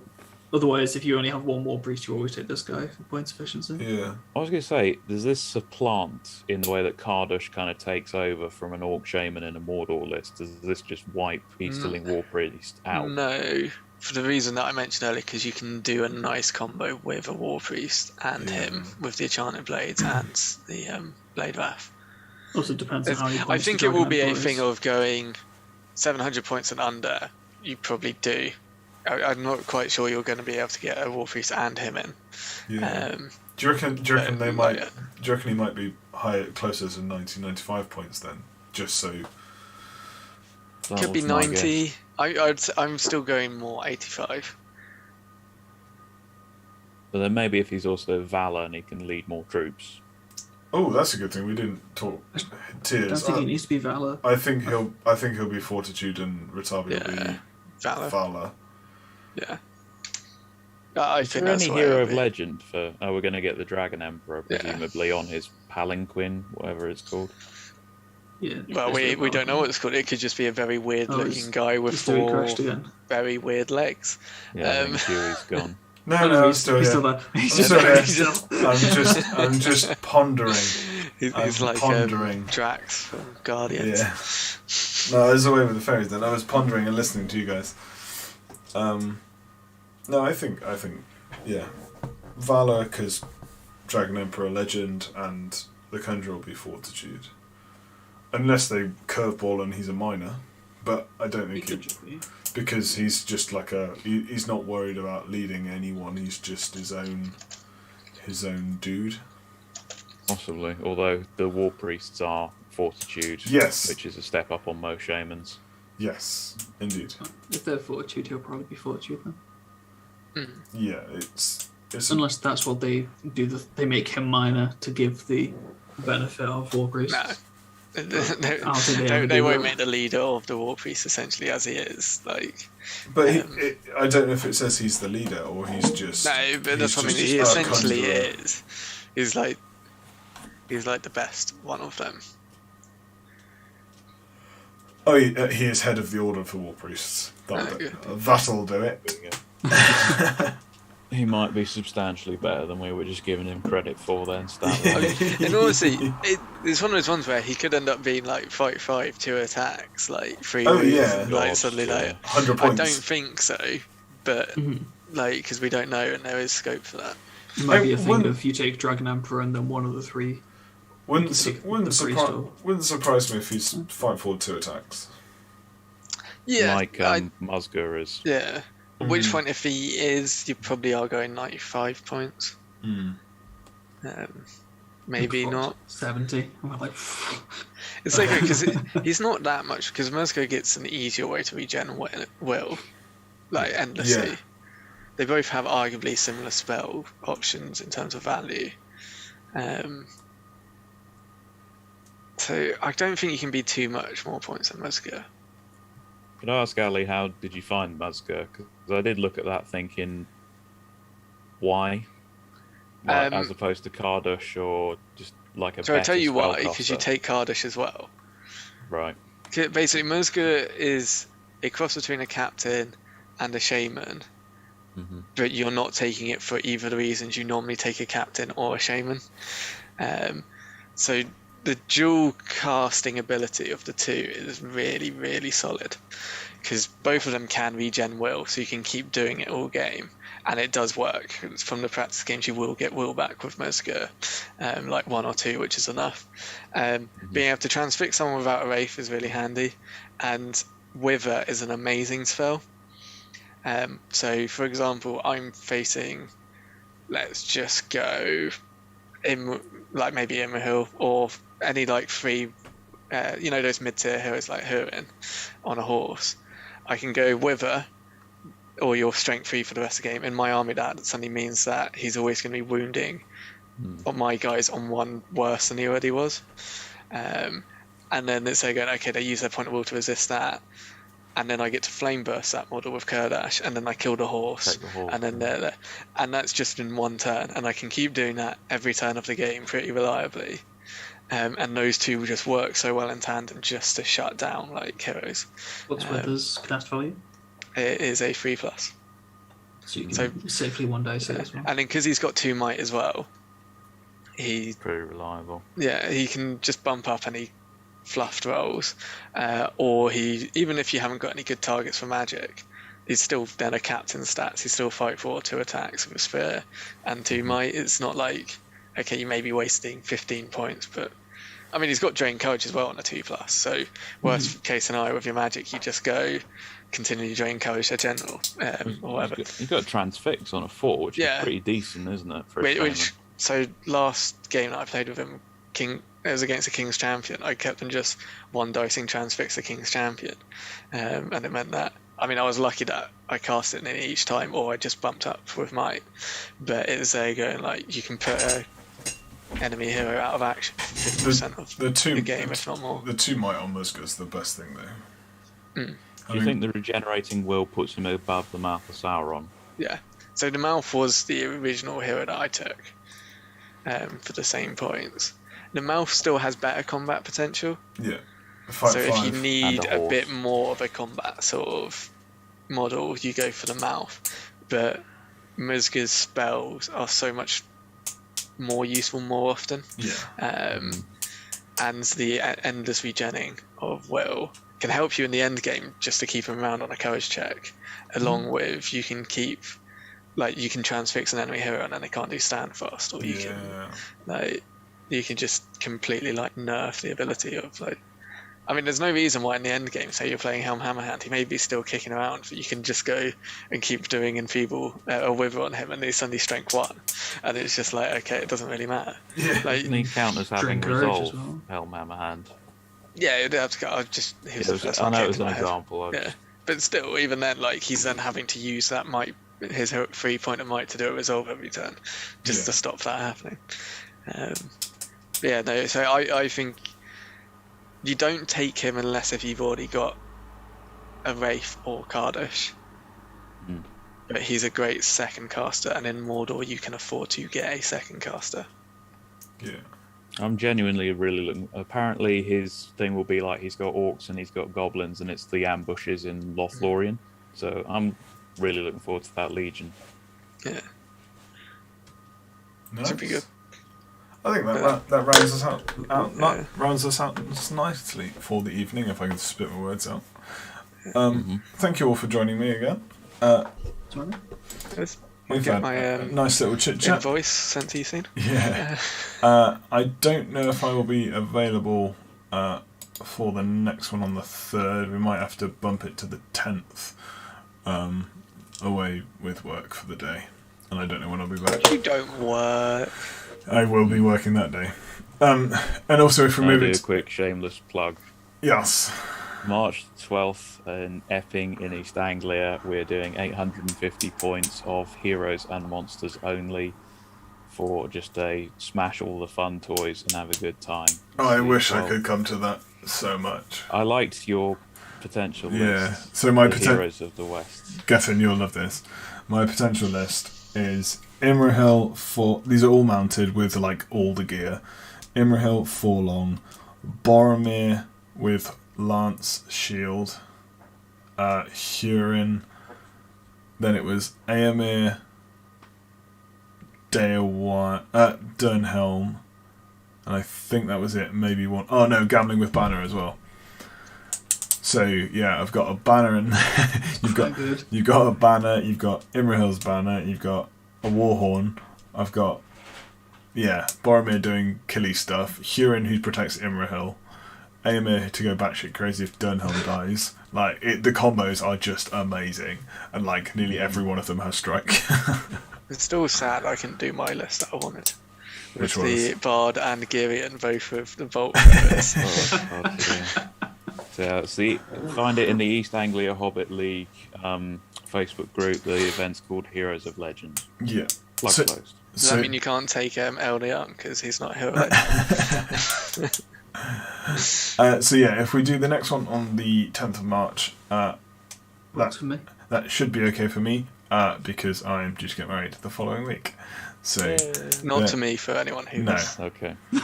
However, I will be there. however, Ali is now known as the main piece, and my actual fiance is known as the side piece in our household. But yeah, Okay. yeah, it was literally the missus overheard us talking on Discord, and she said it. So thank you for joining me. We will be back in 3 weeks' time with more shenanigans. The GT will have happened by then, Alistair. Yeah, I will be there, so I can probably talk about any sort of stuff that may or may not be revealed. I'm fully expecting you to take notes. I will pester you, or at least... Did you want me to take notes of the actual useful information? Because I could just write down notes and go, Yeah. I saw Dan Entwistle go to the toilet. I reckon he's secretly writing the new rules, blah, blah, blah. No, I'm sure when the GT's going on, you will be on Discord, or someone will be on Discord, and we can get I usually try to vaguely update, but I do kind of forget about you guys existing. I was going to say, when you're at an event and stuff like that, you kind of get sucked into doing what's actually at the event. Thing is, I should be actually like recording my games anyway for the blog. So if I remember, I can kind of like do that. I'm sure. I'm sure like people like James Wilson must have tickets, so I'm sure we can get someone. Oh yeah, James Wilson does. I'm sure we can get someone on Discord to be like, right, what's going on? So yeah, spill the beans. Yeah, exactly. Discord link is in the description below if people are interested. We're constantly having chit chats. Pretty much, I'm on the voice chat most days for like an hour when I walk my dog. So come and you get to listen to Dewi flirting with like all of the other dog walkers. It's just got to be done. But yeah, so come join us on the Discord. We've got nearly 200 in there, and we chit chat, give helpful advice on lists, etc. We like to think it's helpful. Yeah, we like to think it's helpful. There's loads of discussions going on, etc. Come and join us. It's a really active community, and it's good fun to be a part of. So we will see you all in 3 weeks. Yes, Alistair? I was just saying, if you do join the Discord, can you please make your name a tag something that if I know you, I know it will be you talking to me? Because at the times I'm there going, you're talking like you know me, but I have no idea who you are. Yeah. Because it says Ewokey. Oh, that's Lee. Ewokey is Lee Robbins, who won the one of the GBHL 80 events on the weekend. Yeah, the one last weekend. But there is Red October. Who's Red October? Red October. We're not sure who it is, but they slate Ali all the time, and it's amazing. So funny. But no, that's why I changed my name, because my default Discord name is Mr. Snobbler, and I was like, no one's going to know who this is. I kind of knew that one, but I do appreciate it. Like, my Discord name is just like Ali, like 1994 or something like that, so everyone knows it's me. It's also a picture of you, right? Yeah. Well, I've got the Guardians logo, so that's pretty obvious who I am. It's so confusing when Sean logs on though, because he's got the Guardians logo as well. But it's inverted. Or something, I don't know. He's changed his name to Sean though, I think, or at least I have for him. So So yeah. Anyways, join us in 3 weeks for episode 3, and I'm sure we'll be going through GT and spoilers from then. We will